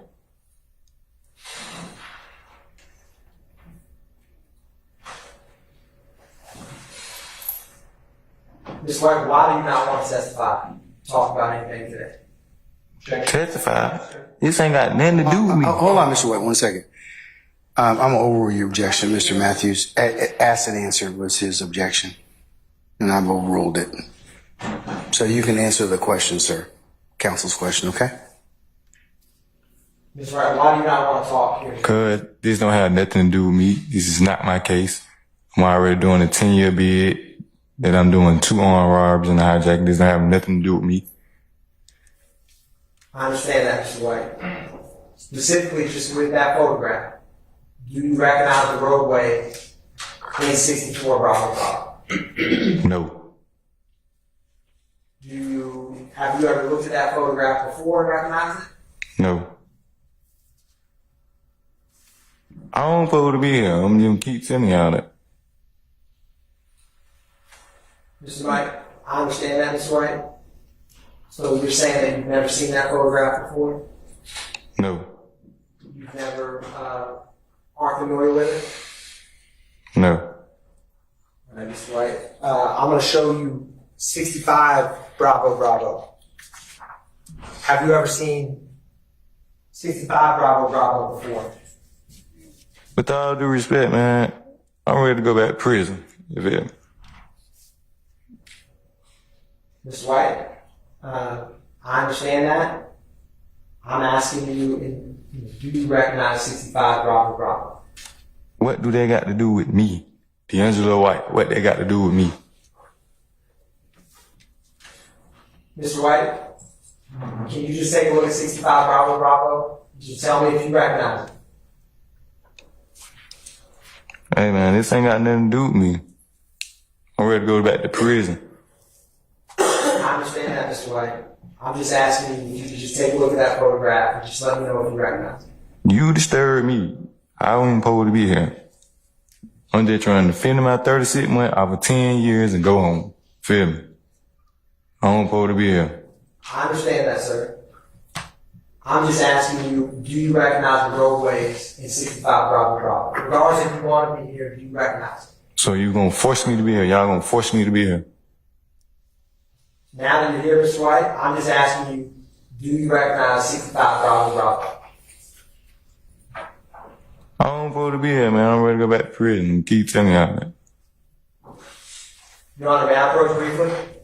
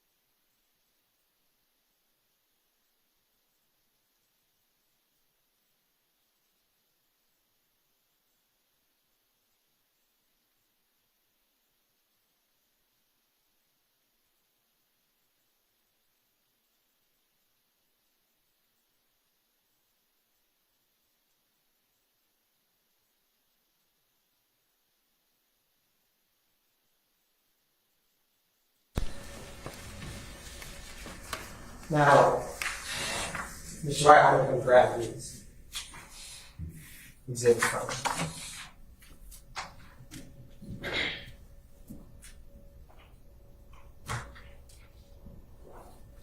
Mr. White, you did have a friend named Pooh growing up.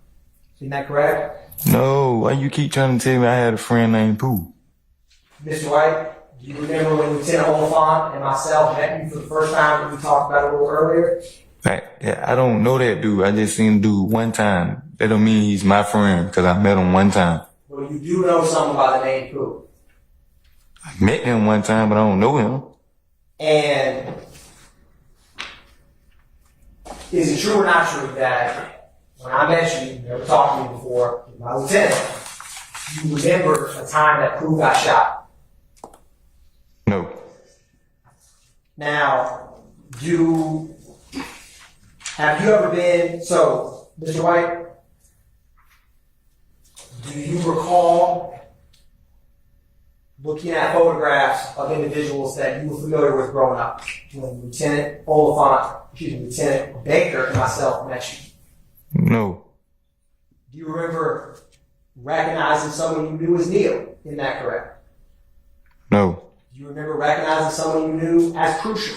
Isn't that correct? No. Have you ever heard of Club Crucial? No. You never heard of Club Crucial, Mr. White? Mm-mm. Can you name any club in the city of Atlanta? I don't go clubbing. Okay. So, do you remember when I met you there with Lieutenant Oliphant that I asked you Is it Light Club Crucial? And you were like, yes, your friend named Crucial. Do you remember that, sir? No. Do you remember a blue Ford Escape photograph that we showed you with my investigator? Only way I remember because you showed it to me, yeah. But when I showed it to you, do you remember talking about that vehicle? No.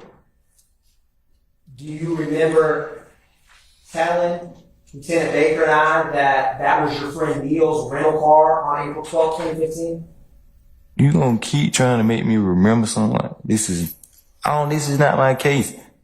I'm keep telling you that, man. This is not my case. I don't supposed to be here, man. Mr. White, is your first name is D'Angelo, is that correct? You got me here? Your Honor, the state's going to play State's Exhibit 2 Bravo Bravo. It's already been admitted. All right.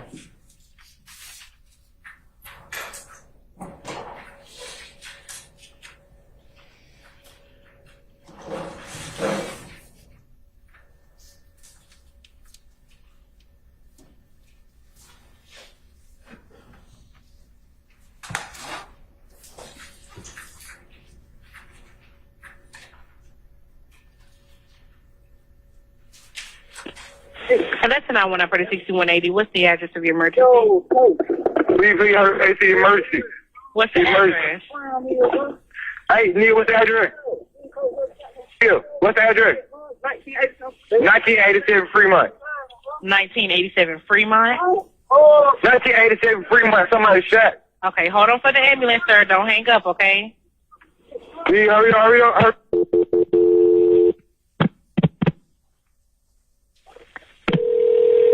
I'm still on the line with you, sir. Yeah. Hello?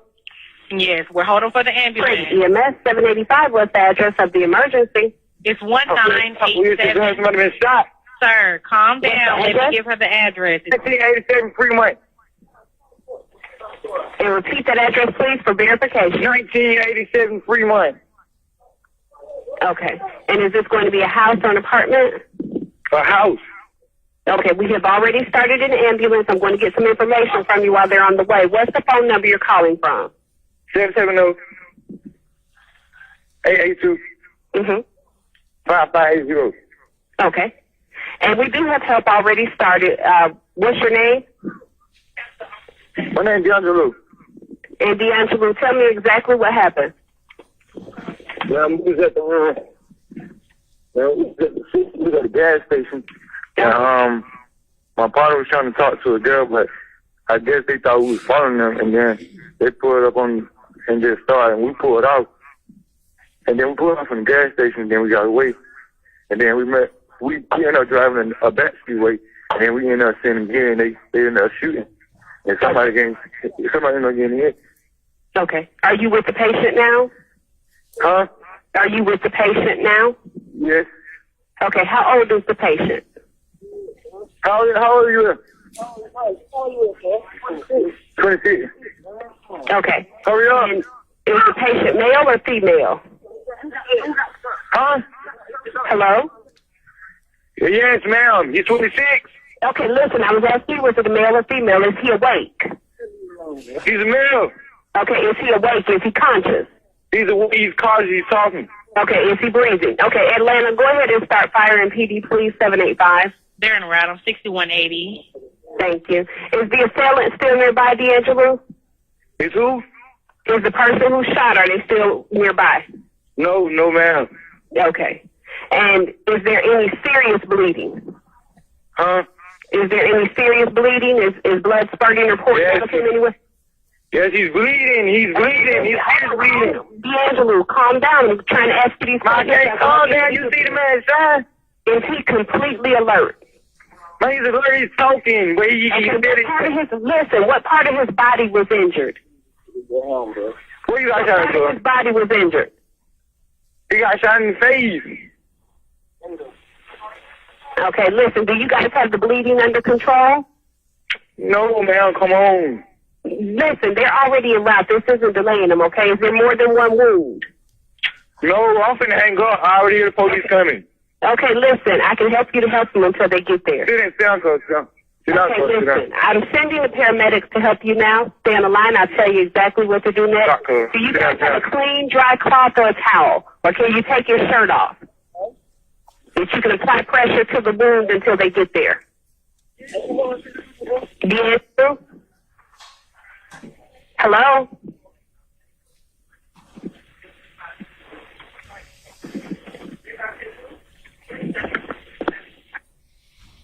Mr. White, is that 911 call that we're just listening to? You calling 911 after your friend Pooh was shot in the head?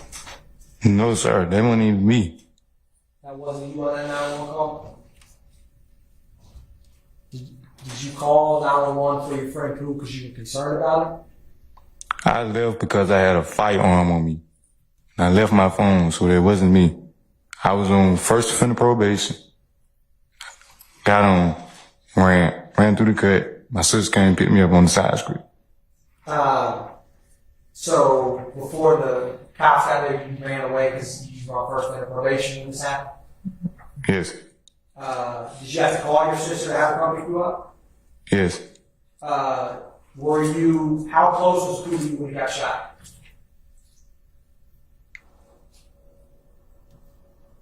Probably about 10 feet away from me.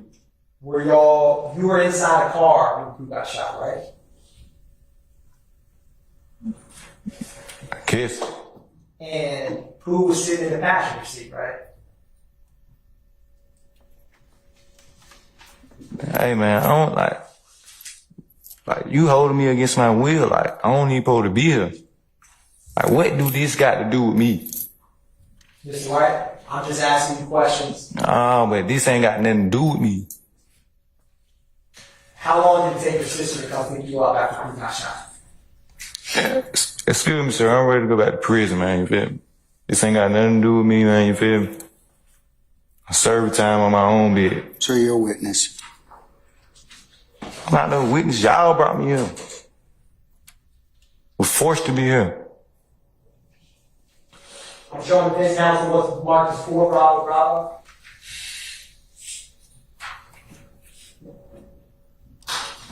Mr. White, sir, I'm showing you 4 Bravo Bravo. Do you recognize the person in 4 Bravo Bravo? I seen him one time. When you saw him, what was his name? Whatever you saying it is. That's Pooh, correct? Shit, I don't know. I seen him one time. But you saw him, that was the person you knew was Pooh. Is that fair to say? It's been a long time ago. Does that look like Pooh? Mr. White? He got a half a head. How should I know? Before he was shot, when he was sitting in the passenger seat with you on April 12, 2015, did he have his full head? When you saw Pooh before you called your sister, did Pooh have all of his head like you and me have sitting here or standing here today? I don't know. That one time you saw Pooh, he didn't have half his head missing, did he? I don't know. So you don't recognize the person in that photo? I don't even know him. You keep why is I'm here? I keep telling you that. Now, I'm showing the witness what's been marked as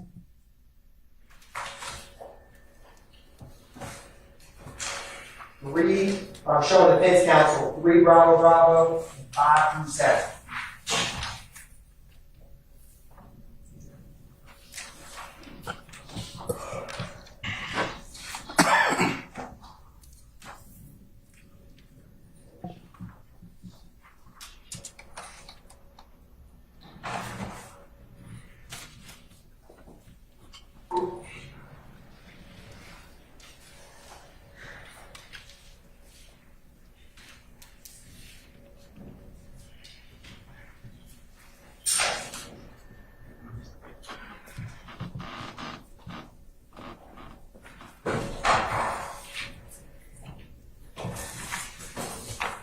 All right, Mr. White, I got a photo I'm going to show you. 7 Bravo Bravo. Now, Mr. White,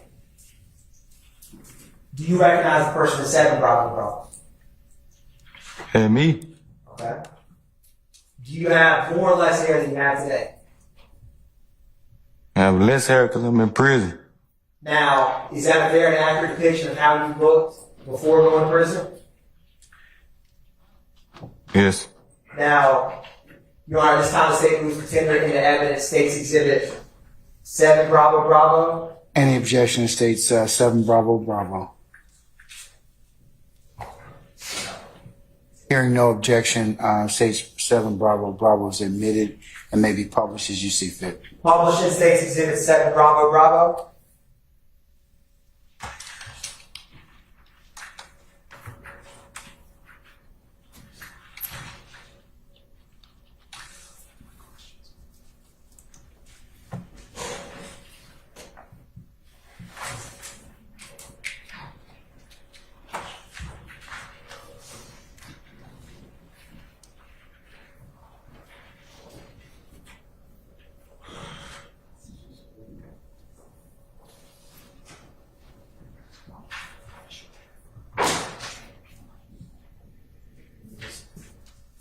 Now, Ms. White, I know I asked you this earlier, but how old, or I'll put it this way, how old were you on April back in 2015? And we can do the math together. I'm trying to calculate it myself. How old are you today? It's April 2024 now. 27. Okay. So, in April of 2015, how old would you have been? So it would have been, is it fair to say 2015 to 2024 is 9 years? Yes. You're 27 now, so 27 minus 9 would be 18, if that's right. Yeah. Now, in this photo on the screen, as you said, that's you. How old would you guess you were in this photo? 18, 17. And so that's the age you were when you got shot and called your sister? Yeah. Now, thank you, Mr. White. I'm going to show you what's been marked as 3 Bravo Bravo. Do you recognize the person in 3 Bravo Bravo? Yeah, I know him. Who is that? Someone I went to school with in Lakewood. What did you call him?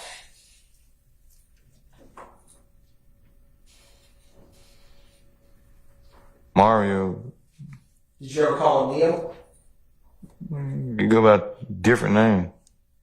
Is his first name Cornelius? I don't know. He older than me. Have you heard people call him Neil? Yeah. And is that, Your Honor, at this time the state moves to tender evidence, states exhibit 5, help me out, Mr. White, 3 Bravo Bravo. Any objection states 3 Bravo Bravo. All right, 3 Bravo Bravo is admitted and may be published as you see fit. Thank you, Your Honor. Publishing 3 Bravo Bravo.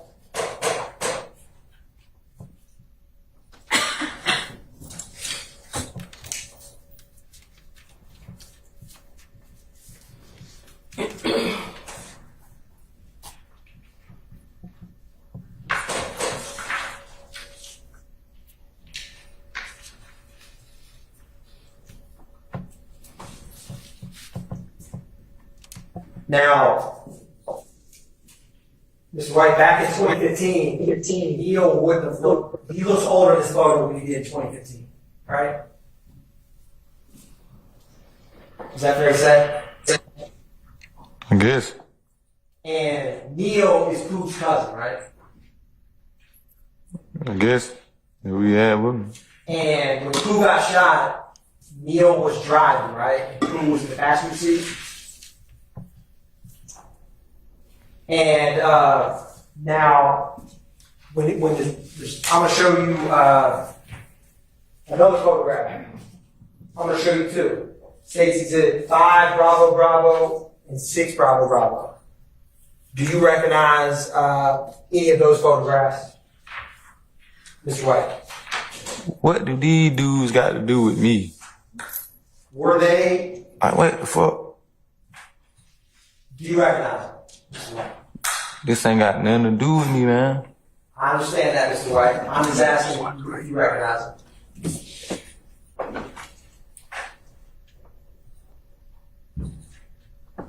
And then, this ain't got nothing to do with me. I'm gonna keep telling you that. I understand that, Mr. White. You ain't understanding me. Do you recognize the gentleman who was before you in this photograph? What do these dudes got to do with D'Angelo White? It ain't got nothing to do with me. Mr. White, I'm just asking you, do you recognize the people in the photograph?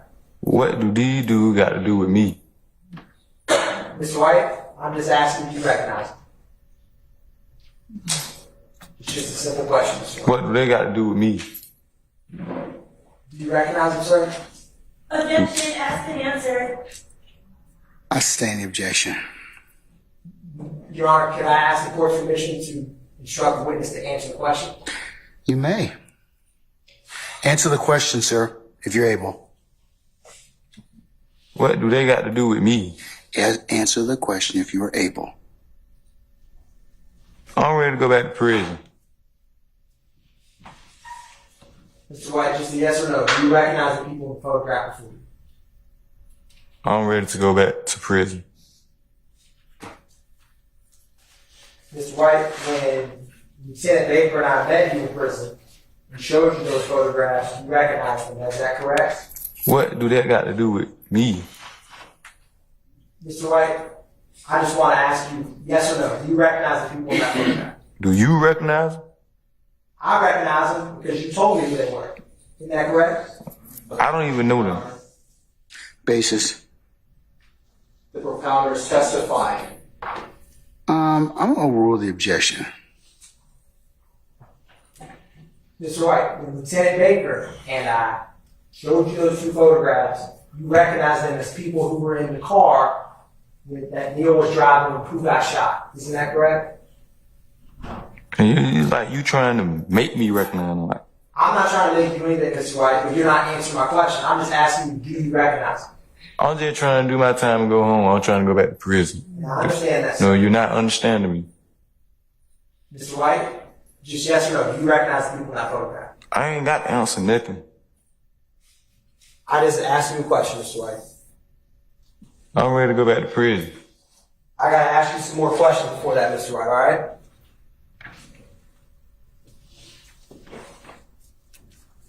So,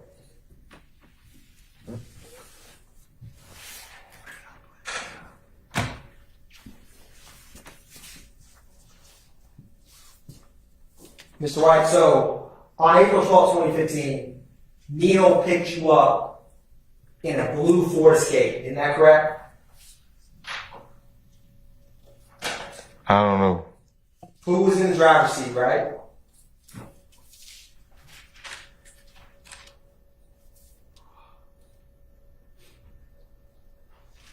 Mr. White? Mr. White, do you remember having a phone conversation with Atlanta Police Department detectives on July 13th, 2015? No, I don't need Poe to be here. Keep telling you that. So, did you ever have a conversation with Detective Dennis on July 13th, 2015 about what happened to your friend Pooh? No, it's not my friend. You gonna keep making the man be my friend? But did someone named Pooh get shot? You keep trying to make the man be my friend. So, He your friend? Mr. White, you don't remember, do you remember anything of what, do you remember having a conversation with Detective Dennis? No. Okay. Don't Poe to be here. I'm gonna keep telling you that. I got my own crime, my own time I'm doing. It don't have nothing to do with me. Now, Mr. White, do you remember telling Detective Dennis on July 13, 2015 that Pooh was your partner? It's not my partner, man. I don't even know him. I'm just asking you. You keep trying to make the man be my partner, man. It's not my partner. I'm asking you what you said, Mr. White. It's not my partner. It's not my partner. It's not my partner. Now, Do you recall Detective Dennis asking you what happened when who got shot on July 13th, 2015? Oh, why don't you ask them folk who you know? Do you remember responding to Detective Dennis? It was me, my partner's cousin, the one who got shot. And there was 5 of us in the car. But we was coming up the gas station at Sicko on Jonesboro Road, and the car behind us, the car was in front of us. We was driving like my partner was driving, like he was driving how he normally drives because he was in our hood, know what I'm saying. You recall telling Detective Dennis that on July 13th, 2015? No. Do you recall Detective Dennis asking you, was he driving fast? They felt like he was driving fast or something? I don't supposed to be here. Why you keep... What do you not understand? What did y'all not understand? Do you recall Mr. White responding, that's how he felt, but we're not going to anything but like 40. You know what I'm saying? Do you remember that, Mr. White? I'm trying to go back to prison. Do you know what I'm saying? I understand that, sir. Now, do you recall, Mr. White, do you recognize anyone in this courtroom here today? No. Have you ever seen anyone in the courtroom before or ever know them? No. Now, Mr. White, do you recall telling Detective Dennis on July 13, 2015, you said, I'll ask you this, Mr. White, have you ever heard of someone that goes by the name of Young Thug? The world know him. He's a rapper. Okay. Now, did you ever know him from Cleveland Avenue area? No. Okay. Do you recall telling Detective Dennis, the rapper Young Thug? What the fuck? I ain't telling him. What the hell you talking about, man? Do you recall telling Detective Dennis, all right, the rapper Young Thug, he is kin to the man who was in front of us. So I guess he thought we were pushing up on him, like trying to either rob him or do something to him or set him up. And I know him. We don't even know who's in front of us. We're just driving. How you gonna make me know him? I know him because you feel me. He's a rapper, yeah. You gonna make me know him? I don't feel me. You don't know me? Is he in the courtroom here today? Of course. And Mr. White, do you recall saying we got to the Sicko gas station on Jonesboro Road at the cemetery, and that is where they go at too. The rapper's cousin, Young Thug's partner, would be with him. Man, what are you talking about? Now, is there a cemetery on Jonesboro Road? I don't know. Now, do you recall Detective Dennis asking what's his name? And you said, I don't know his name. And then Detective Dennis asked you what is his nickname? And you said Bentley. Do you recall that? I don't know him. Have you ever heard of an OG Bentley? No. Do you recall telling Detective Dennis, so I guess he felt like that everybody know on his Instagram name, OG Bentley. So he felt like everybody know OG Bentley. He'd be having some money on him, you know what I'm saying. Do you recall that? Do you recall Detective Dennis asking you to describe him? What did he look like? And you responded, he's kind of big and light-skinned. What do this got to do with me? You asking me all type of relevant questions that ain't got nothing to do with me. I ain't shoot nobody. I ain't rock nobody, man. You feel me? This ain't got nothing to do with me. I shouldn't be here. Ms. White, do you recall? I shouldn't be here. I shouldn't be here. I shouldn't be here. Do you recall? I shouldn't be here. I shouldn't be here. I shouldn't be here. Do you recall I Detective? shouldn't be here. I shouldn't be here. I shouldn't be here. Do you recall Detective? I'm ready to go back to when you prison. say big, like tall? I'm ready to go back to prison. Do you recall when Detective asked you when you say big, like tall or fat? You said he's a little bit chubby. He ain't fat, but he's chubby. And Could you speak on the microphone so we can hear you? yes, Your Honor. Am I not speaking loud enough? My apologies. Mr. White, do you recall Detective Dennis asked you what kind of car were they driving? What kind of car does he drive? And you responded they had different cars, but the one he was driving was a Pontiac G6 Silver. Do you recall that? That ain't got nothing to do with me. What are you talking about? Mr. White, do you recall telling This is not my case. This is not my case. Why is I'm here? This is not my case, man. Detective Dennis asked you what kind of car do you usually see him in, And you said that's the only car I've seen him in, because I haven't seen him recently. I ain't seen him recently. You know what I'm saying. And Tech Dennis asked you, I got you, so the guys. It must have been your car. Now, Mr. White, do you recall Tech Dennis asked you, so you guys are driving on their tail and pull into the gas station. And you say you pulled into the gas station. And he asked you, did you pull up next to each other, behind each other, or what? And do you recall that? This ain't got nothing to do with me, man. I don't recall nothing. All I recall is going back to prison and doing my 3 years on my 10-year bid and go home. Now, Mr. White, do you recall responding to that? We didn't pull. We was on one side of the pump. He was on the other side of the pump. It was him. He had some girl driving, and it was 2 kids in the back seat and a car seat. It was one other dude who was with them. Both of them walked into the store. Do you recall that? Mr. White? No. Do you recall following up with your partner who got out of the store, was driving, fixing to go in the store? The girl approached and was like, why was you all driving so fast? And my partner was like, he wasn't driving fast. That's how he normally drives, 40 miles per hour. So OG Bentley came, and OG's Bentley's partner. Do you recall that? Listen, I don't supposed to be here. I don't recall none of that. All I recall is going back to prison. Mr. Atkins, we need to take a comfort break, so Yeah, sure. let's take 10 minutes and then see where the day leads us to that point, okay? All right, we're in recess.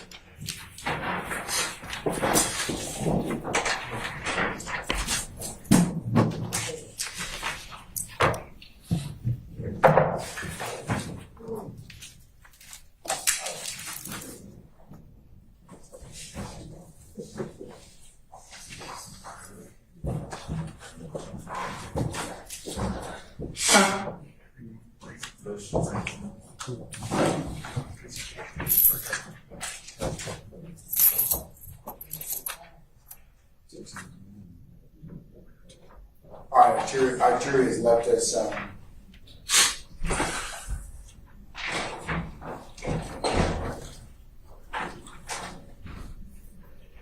We can recess, Mr. Williams. Recess. Okay.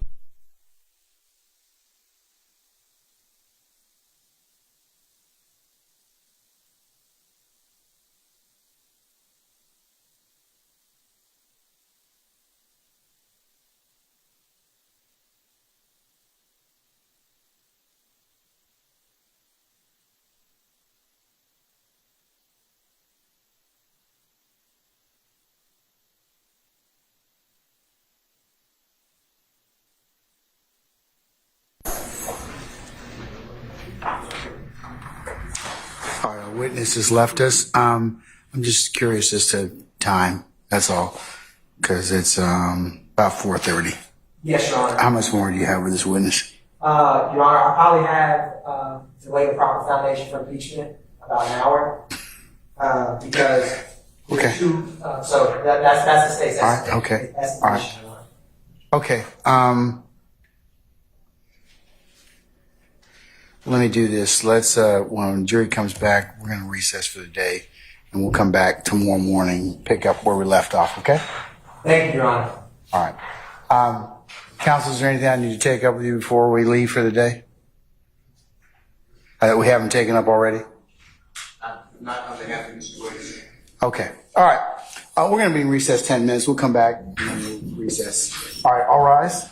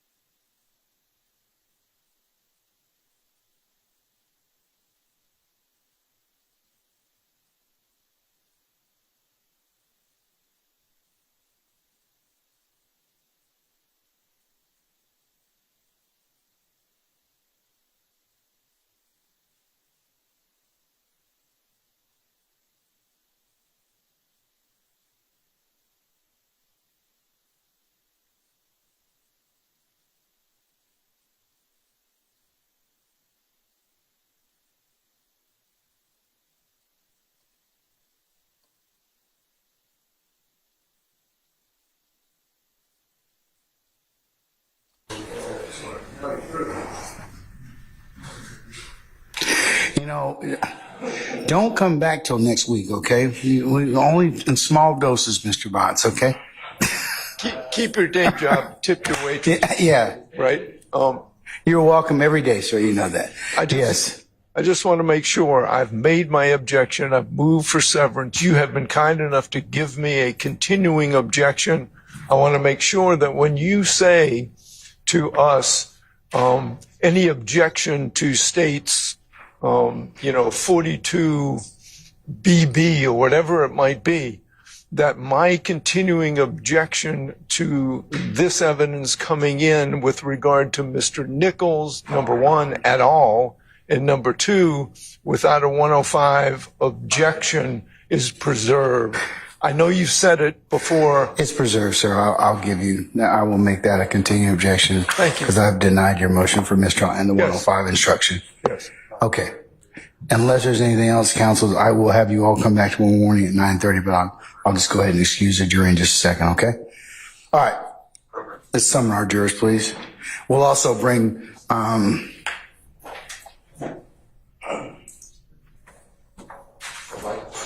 Mr. White back tomorrow morning for 9:30.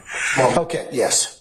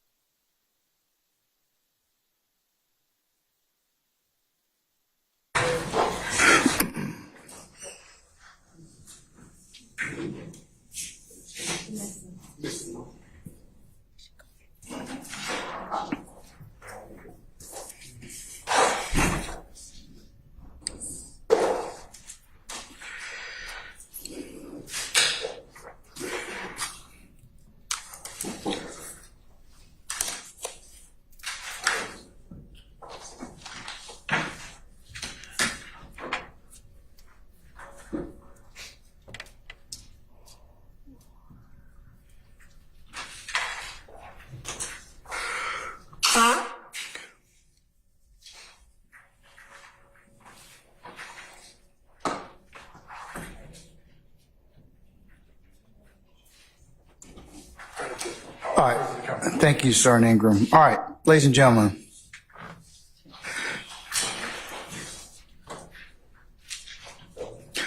We have reached the natural stopping point, members of the jury, for today. The hour being almost 5 o'clock or 10 minutes of 5. So I'm going to go ahead and then release you all for the evening. I've excused our witness for the time being. He'll be back tomorrow morning. And so you'll need to be here please arrive before 9:30 for an anticipated 10 o'clock start time. All right? Do you have any ministerial inquiry with me at this point? Okay, let's go through your ad nauseum admonitions. Remember, leave your notepads in the basket in the back. Please do not discuss anything that you have heard as you are sitting back there or as you're walking in small groups, ones and twos, or when you get home or you're on any other means of conveyance. Remember, it would be a violation of the court's admonitions for you to talk about what you've heard in this case. It would also be a violation thus far if any third party or anybody tries to talk with you or in your presence or hearing about this case. If somebody should do so, Sergeant Ingram and myself need to know immediately. Please also do not listen to any news accounts, blogs, or websites that may chronicle these proceedings. Again, that would be inconsistent with the court's admonitions to you. And also don't go by and visit the scenes that may be depicted or you may have been shown. And please do not recap any testimony, handicap any witnesses, meaning talk about them as you sit back there waiting on us or at any point in time until such time as the court properly instructs you on how you're to consider this case. So, and ladies and gentlemen, again, thank you so much for your patience with all of us and the patience that you'll continue to show to us as the case is being presented. So, ladies and gentlemen, unless you have any other inquiry, we'll see you tomorrow morning for 9:30, and we'll get started shortly thereafter, okay? All right, all rise.